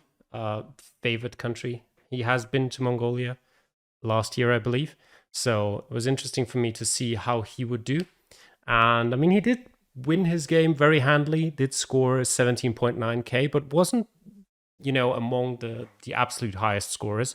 I think ended up in 5th place in the division. Of course, good enough for the win, with Freckles really struggling, getting only 6K, second worst score there. But yeah, maybe could have expected a little bit more out of him. But yeah, I mean, a win's a win at the end. Absolutely. I think you can't complain with that if you're in his position. But yeah, maybe thankful that some of the matchups didn't occur in a different order. It happened to play people that did get those 20Ks. But yeah, for what was a very hard seed, I think looking at the scores, I think the scores reflect that. We didn't really see anybody get more than a 20K being the highest scores, and even only 2 of the players managed to get that. So we definitely ended up with a lot of volatility, a lot of variety of results around it. Some of the ancient matchups like Tante and Exalt, very close, only 1,000 points apart, but again, sitting at 15 and 16K in that round respectively, I think showcases the difficulty of it. But I'm always excited to see, when we have challenging seeds like that players are still able to get close to each other, even when you're missing 1 or 2 rounds in that situation. And of course, yeah, some players struggled a little more with some lower scores in the under 10K. And I think in those cases, nobody won with those scores. It looks like, unlike some of the other divisions we've seen, everybody who scored under 10K didn't pick up the win. So we're definitely starting to see at this point in the divisions, as we go from highest to lowest, the point where you do need to start, even on a map like Mongolia, which is really difficult, you do need to start putting in pretty solid scores, because you're not going to get as lucky necessarily with getting away with a win on a lower score that maybe in Division 4 or 5 would have been enough against your opponent to get you a win. Yeah, one of those rare cases where actually the 6 highest scores are the 6 players who win their games. Um, Always nice when the matchups work out that way. Yeah, in week 3, I picked out the game of Lunacy against F. Brasseur, where I kind of expected better, I would like to say, out of them. I mean, F. Brasseur, looking there at the table, currently sitting on 10 points at the top of it, is a newcomer, so you never really know what to expect. But Lunacy only scoring 23.5k on a world map is a bit of a disappointing round for him. It's not the end of the world, still sitting in 5th place there, but yeah, definitely not what you'd usually expect to see from him. Yeah, I think he'll be disappointed by that for sure. And we know that he has better results in him, and I think we're going to see that as we get through the next weeks. Coming up through the rest of the season. But certainly maybe something that he can work on and use that as a rallying point to kind of push forward and get some momentum going forward. Very impressed by Tante picking up the perfect score there in week 3. I think that was the only one in this division. And when we look at these world maps too, I think these are situations where on these kind of seeds with this level of players, if hypothetically they all had 10 minutes through their round, I would expect most of them to get a perfect score. Mhm. So I think it's very exciting to see when you have those limited time constraints of, say, I think it's 3 minutes 40 seconds, about 3 or 4 minutes. Yes, 340. At this point, three. Okay, perfect. Yeah. So that's the point where, yeah, it looks like they all, as we've seen some of the other divisions, got the right area and generally knew where they were in the world. But being able to efficiently actually get that pinpoint down within that time constraint, I think is very impressive and is a really good indication of what I think we should see for the rest of the season coming up. So excited to see more out of them. And tough break for Pashtetli on the other end because again, getting a 23-9 is not a bad score either. But again, it's just the standards are high enough to where sometimes that's just not enough. When people are putting perfect scores up against you. Yeah, definitely. Very impressed myself as well by Tante, because it was a fairly difficult seed, and not a lot of people 25k, even across the Division 1 or Division 2 players who played that seed in particular. I think there were only like 2 or 3 maybe out of everyone who played it. So fantastic performance by him, especially considering he was definitely someone who was really fighting hard against those relegation spots last season and needed the relegation playoff against Antoine Pilot to stay in the division. So a very good start for him, as you can see there as well in the table, 3rd place currently. Quite a French-heavy division there, and all of them doing pretty well so far. And unfortunately for a newcomer, Patriots, no points. Well, newcomer, I say newcomer. What I meant was a returnee. I think season 4 might have been the last one he played. Maybe he played season 5, actually. Let me check. Where is it? No, I believe season 4 was the last one he played. So after a break of 2 seasons, came back. So far, not having the best of times, sitting in last place with no points. But I mean, there's plenty of games to come. US State's still coming up. So we'll see if he can improve somewhat in the next weeks. But yeah, just very, very good skill level as well here. Very balanced throughout. Pashtetli just in 10th place, Freckles in 11th. Also both very, very good players. So yeah, looking through the coming weeks, for week 4, I picked out Pashtetli against Lunacy. Pretty good friends, pretty good players in general. Lunacy struggling a bit in that world map, same as Pashtetli actually. So coming off of a not as good performance, maybe their chance to make a bit of a comeback and win against their in their friendly rivalry. Week 5, I picked out Nakuro against Freckles, both Reddit League veterans. Freckles has been here since season 1, one of the only players remaining. Nakuro since season 3. Definitely both, I think, of a similar skill level in general. Freckles may be struggling a little more in some of the country maps, whereas I think he's, in general, a bit of a better world map player. So we'll see how they do in Maryland, which is kind of a bit of a question mark for both of them, I believe. Going off of their skills, I could definitely see you see the map going very well or very badly for both of them. And yeah, of course, Nakiro currently in fourth, Freckles in 11th, both kind of in different positions, but just 3 points separating them. So just that one win could turn it all around. And then for week 6, I actually didn't really, nothing really stood out to me. So I'll let you handle that.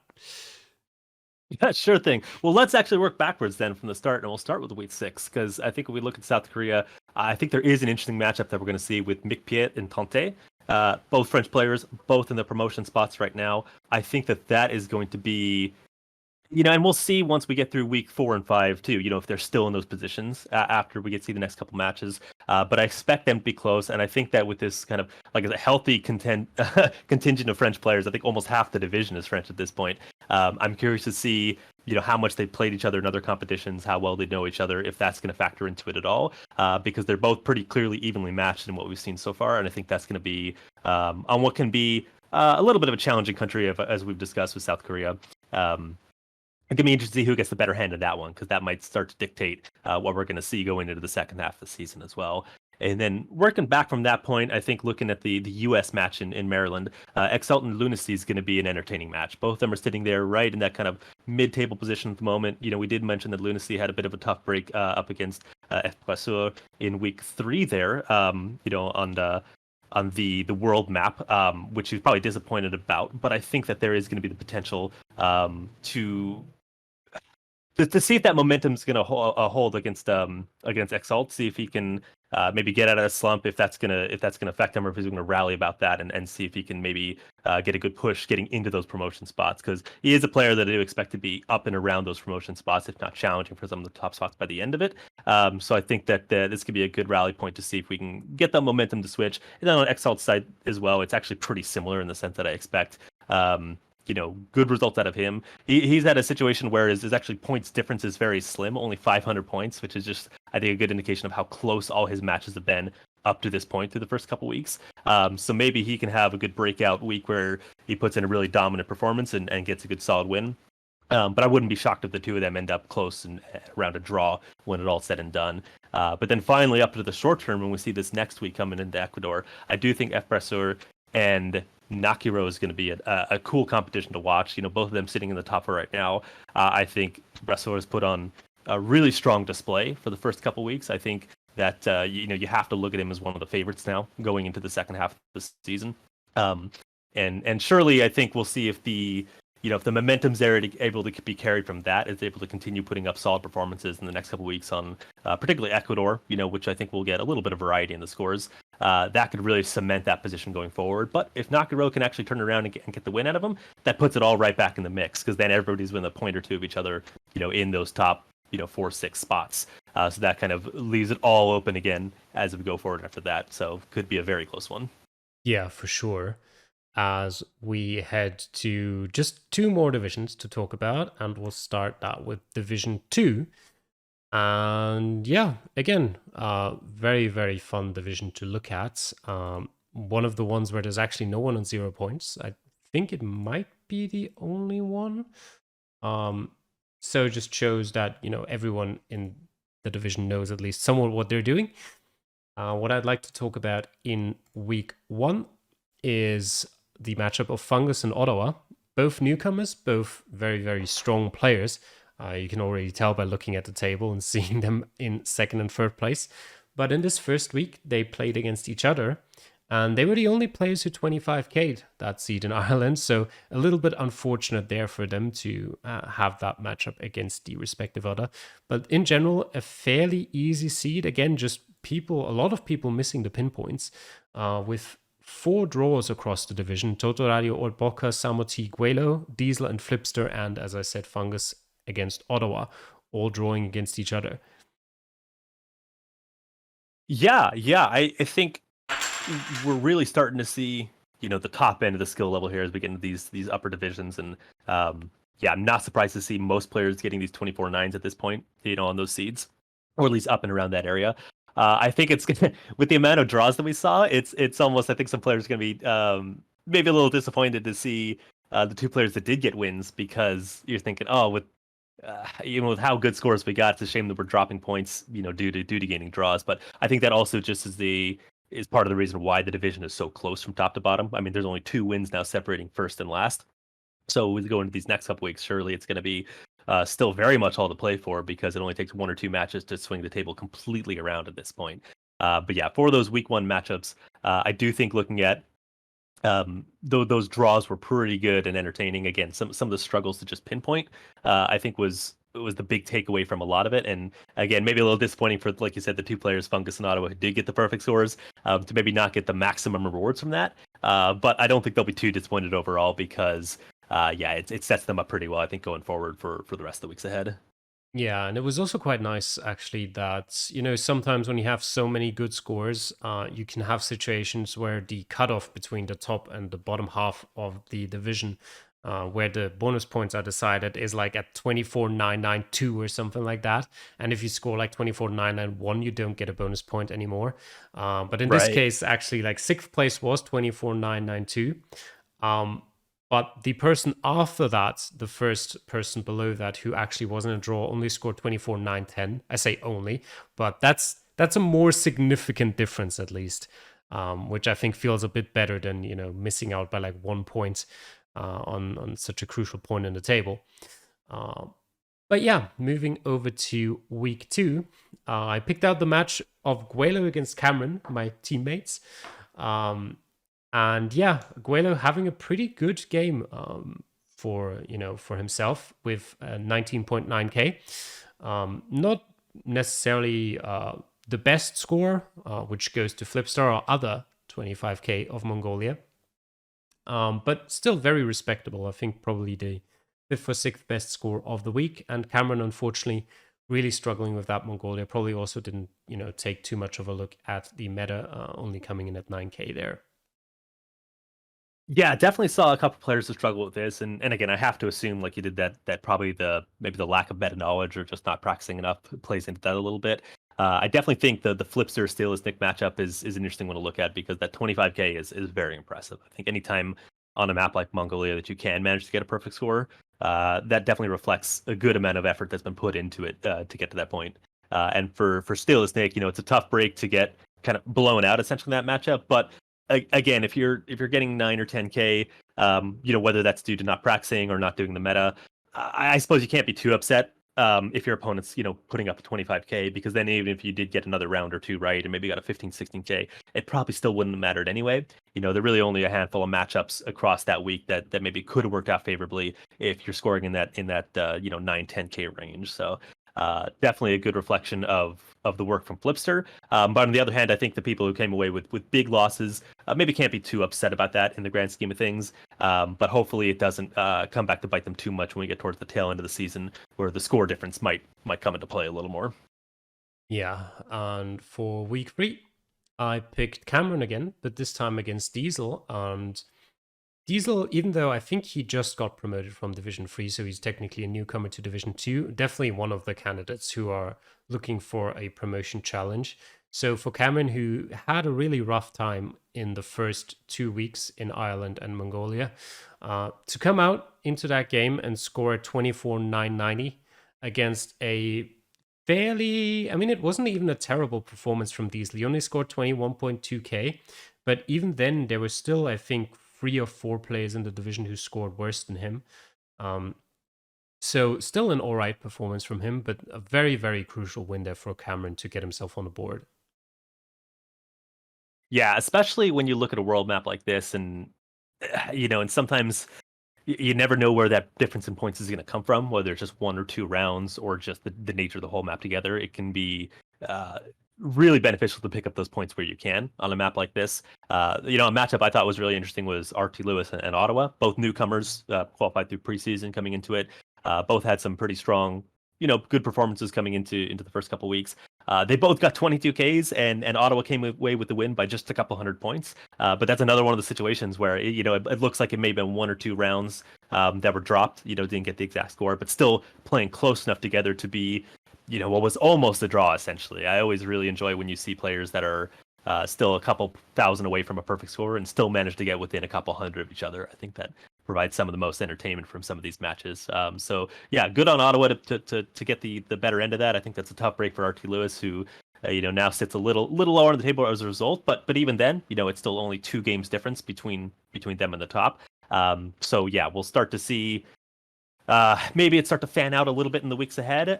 But I think those close matchups, are going to start to really make the difference as we go through the weeks ahead here, and the top and bottom end of the table start to solidify a little more. Although in this division, I think it's taken a little bit longer compared to the other ones that we've seen, just because the spread is so close and the matchups are so even across a lot of it.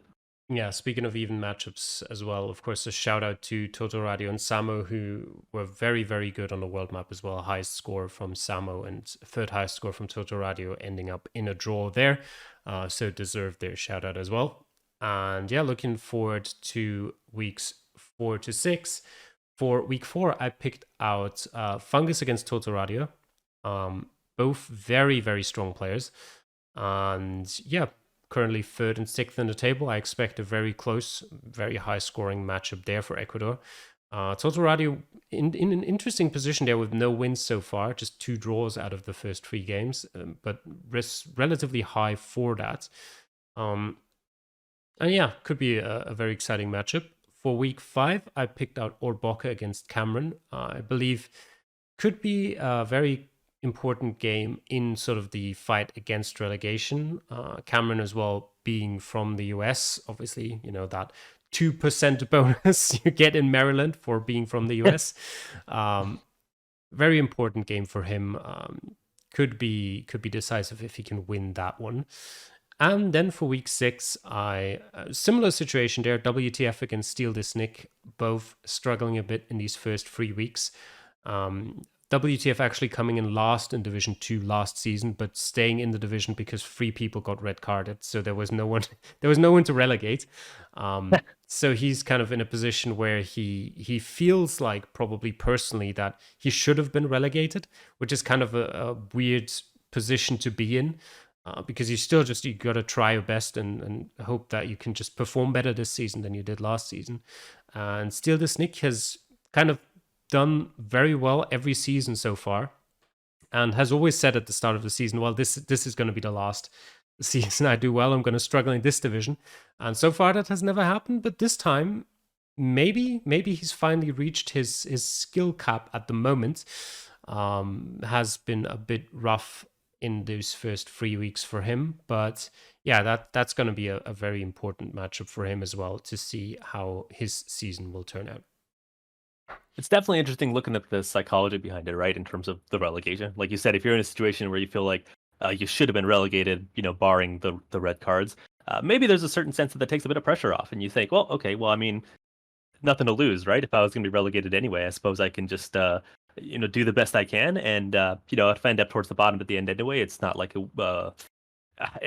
wouldn't have been there last season anyway, So hopefully we can see that translate into a little more freedom of mindset and an ability to just kind of throw caution to the wind and put in some solid scores when maybe you won't expect it going forward with that. So, but looking at week 4 coming up, I think a matchup I'm interested in is Ottawa and Orboka there. Ottawa, of course, as we mentioned, sitting really strong up near the top of the table there. On the 9 points so far. Orboka sitting mid-table, but only still a couple points apart. You mentioned that's going to start to have some impacts in terms of how the relegation playoff fight starts to match up. But I think on the other end too, this is going to start to matter about, are those top couple spots going to start to be solidified for the promotions, or is it going to start to devolve into a little more parity down into those, through 5th, 6th position where they start to come together there. Beyond that, we go into the U.S. match in Maryland. I think Flipster and Fungus are going to be another interesting match for more or less the same reason. We've got Flipster sitting at the very top, and a little bit of a target on his back now. I think that the pressure starts to be on a little bit when you're in those first 2 positions, kind of sitting as the quote unquote favorites, to establish yourself for those promotion positions. A lot of people may be gunning against you, and there may be a little more extra motivation to take down the top person. But also, you know that if you make a mistake, there's a lot of people waiting in the wings to kind of catch up to as well. So that'll be interesting to see how that plays out. And if Flipster can manage to kind of keep that momentum going and kind of make a bit of a gap between himself and Fungus in third there, that might bode really well for the season going forward. But I could see it a situation where Fungus picks up that win based on some of the strong performances we've seen. That could keep it all wide open, as we start to enter into the second half of the season. And then with that final matchup of this second stint that we have in week 6 going into South Korea, I think Guaylo playing against Diesel is going to be a really tight matchup too. They're both sitting about mid-table right now, but both players that I think have a lot of experience in different competitions, and I see no reason why they can't get a strong score in South Korea. I think again this is going to be the map that's going to be challenging to actually get any perfect scores on. So I don't think it's going to come down to who doesn't pinpoint around necessarily versus getting 25Ks. But I am curious to see who gets the upper hand on that because I feel like it will be fairly close, but maybe Diesel has arguably slightly upper hand going into it, but I don't think there's a whole lot that you can say to split between them.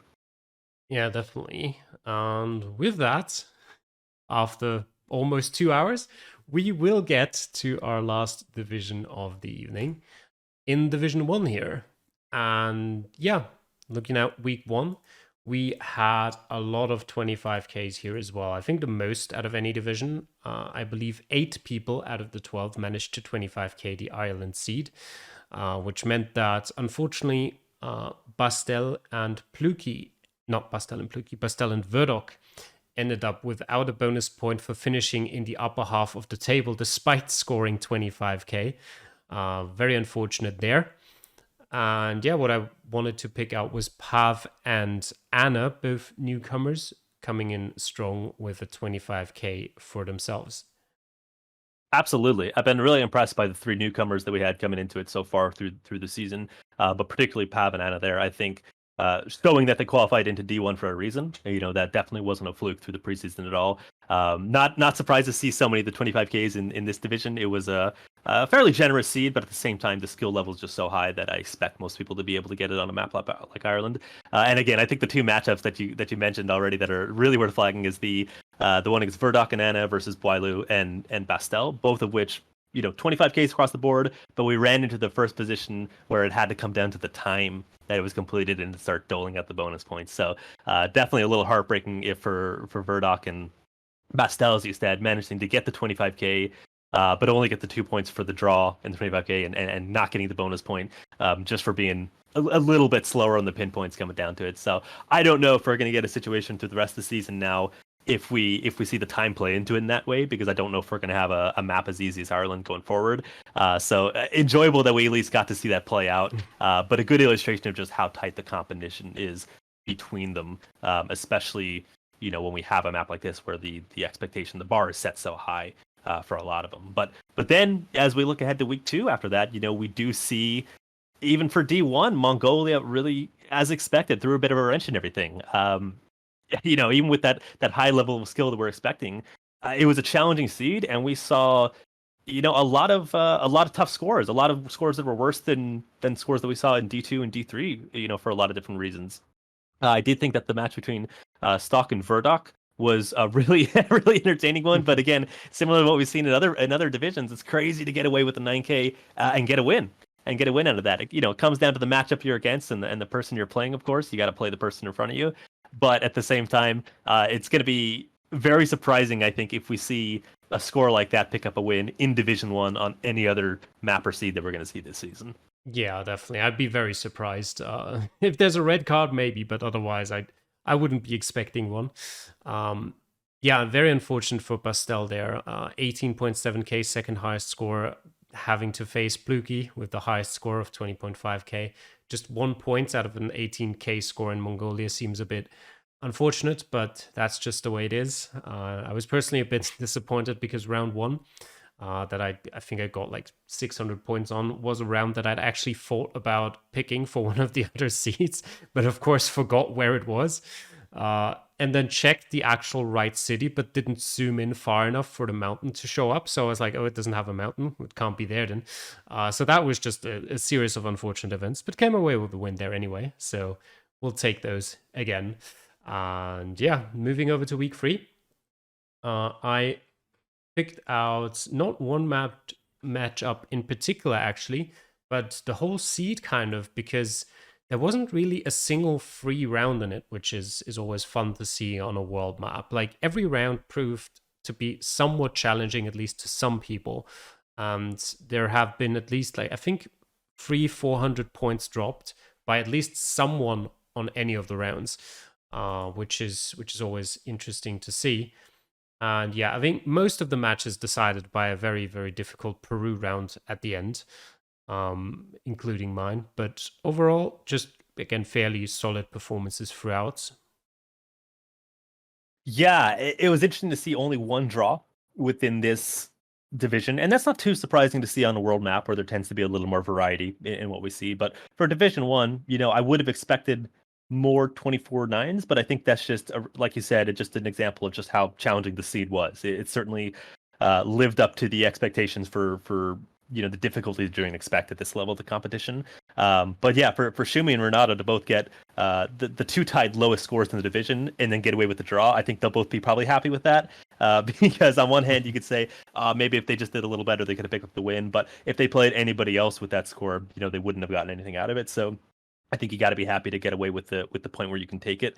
But other interesting matchups as well. I thought Pav against Ana was an interesting matchup for the two newcomers coming into D1 there. So a very tight one, and Pav getting the upper hand, which is now cementing them kind of in a good solid spot at the top of the table, as we can see. So that is interesting to see how that's going to play out, because I think just how strong the performance that we saw from Anna was through preseason. I expected her to be kind of in one of those favorites for the the playoff positions as we get to the end of it, and she's sitting there in a really good spot right now. But we're starting to see not a whole lot of points fanning out between them, but the newcomers I think are really showing that they're here to stay and definitely qualified for a reason those spots. So excited to see close matchups between them when they come up against each other. Yeah, and looking forward to those fantastic players coming up against each other in week 4. We've got Pav against Bastel. Bastel, of course, last season's finalist, losing out on that final by a couple centimeters in Andorra. And Pav currently 10 points out of the first 3 games. Fantastic start for the season for him as well. And I think Ecuador is also definitely a very fun country for them to come up against each other, because it's not really a country where you'd expect like a super easy seed that people are just going to 25k like Ireland. But at the same time, you probably also don't really expect a super difficult seed where we'll see like maybe just one round deciding, everything by just being in the middle of nowhere and not gettable. So yeah, very much looking forward to that. For week 5, I actually picked out my own game against Pluki purely because I played him, as I mentioned earlier in the show, in Virginia last season. So US State matchup again against him. Actually, was that, now that I think about it, was that last season or was that the season before last? I gotta have a quick It all kind of look. blends together after a while. Because it does. Virginia definitely was last season. But who did I... Okay, yeah, I was just kind of getting confused a little bit. Yes, everything I was saying up until this point was correct. Maybe not spanning the whole show, but those last few seconds. And yeah, just another interesting matchup. I think Pluki generally very strong on those smaller maps, just getting pinpoints correct in a fairly quick time. And I've generally been struggling at the smaller US states. But yeah, I think maybe Maryland, maybe I've got a bit of a chance. Pluki, again, as I said last season, Virginia struggling a lot. So I think could be a very interesting game as well. And, looking at the table currently and same amount of points, could be a pretty crucial game as well in terms of that. And then for week 6, I picked out the match between Stock and Shumi. Stock, of course, got promoted last season. Shumi promoted this season before that. And both of them not really having too great of a time so far. We mentioned, I think you mentioned Stock's, I think it was Stock against Verdok in Mongolia, where he lost against Verdok's 9k. And Shumi was one of the, was the person who drew against Renata with a 21k on the world map, where he also had one of the lowest scores. So they've picked up a couple points so far, but they're going to have to improve a little bit if they want to, keep out of those relegation spots come the end of the season. Yeah, a lot of exciting matchups that we have in the next couple weeks too, and especially in this division, is it's starting to tighten up a little bit. I think for week 4, I'm actually interested in seeing Baseman against none other than yourself, Calamity, which is going to be, I think, a really close matchup. Baseman, of course, made it into the playoff situation by the skin of his teeth at the end of last season. So maybe not the start that he wanted coming into this season. A win, a draw, and a loss isn't bad by any stretch. I think that's a good performance so far. But that's at the point where he's going to want to put up a couple good results here to see if he can more establish himself in that mid-table position and get free of the relegation. Whereas on your side, you're sitting up there right in and around that playoff spot at the moment. Kind of 3 people there tied on 7. So for a country like Ecuador, where I think there's the potential, to get one up on your opponent in different ways, I think that'll be interesting to see if you can manage to solidify that race for the playoffs, or even if you tie or lose, I think you're still well in it with the midfield battle. But that could dictate a lot going forward. And then looking ahead to week 5 after that in Maryland, I think Maryland for this division too is going to be pretty close. I expect most people to get pretty good scores. I think unless we get some really difficult seeds that happen to be in and around some of the tougher parts of the state, I think a lot of people are going to be getting 24Ks plus, and probably even a couple draws as we get people close to perfect scores coming up here. There's 2 matchups I think are pretty interesting. Pav and Verdok at the very top of the table. I think that's going to be a cool one to see if their newcomer sitting in first place in a really dominant position right now is going to be able to keep that going against Verdok, who's going to be carrying probably a lot of momentum to want to push up to that top side of the table too. But that could start to have implications as we look towards the second half of the season for how those top couple spots are going to end up. And then at the other end of the table, we've got a matchup with Emily against Stock there towards the bottom. And I think Emily, had an unfortunate week 1 with the mistake on one of the rounds in Ireland, but otherwise the 2 losses have been pretty close. And we're not far off in either one. So I think that it's a good opportunity, maybe if she can get in a good solid performance here, in Maryland or in some of the weeks around it, to put a couple points on the board here and start, pushing themselves out of the relegation fight, or at least out of the bottom spots. And Stock is going to be in a similar position where, with 1 win ahead, it's a good opportunity to maybe take advantage of that if you can, get some momentum to maybe push yourself into those midfield spots. So those will be 2 matchups that I think are going to be very entertaining and have a lot of implications going down the road. And then for the final matchup in week 6 of this stint, I want to look at Boileau against Anna, which I think is going to be very tight for South Korea. I think on paper, you've got Boileau being the reigning champion here. So it's maybe not the start that they wanted going into the season. But there's going to be a lot of expectations, I think, to kind of defend that title, or at least see if you can get it pushed back into it. But going up against Anna, who had, again, that just really strong preseason, I think set the tone of kind of where you expect those results to be in this division. Both those players I would expect to be fighting for promotion, for playoff spots when we get down to the end of it for the title. So this might be an early indication of some matchups that we're going to see towards the end of the season as well, in terms of the playoff situation going into the last part of the season. Yeah, so a lot of very interesting games that already happened, a lot of very interesting games still to happen. And yeah, that'll do it for this first Reddit League show of the season. We'll see you again in week 6, hopefully. Hope you enjoyed watching. And yeah, till then, bye. Absolutely. Have a good one, everyone.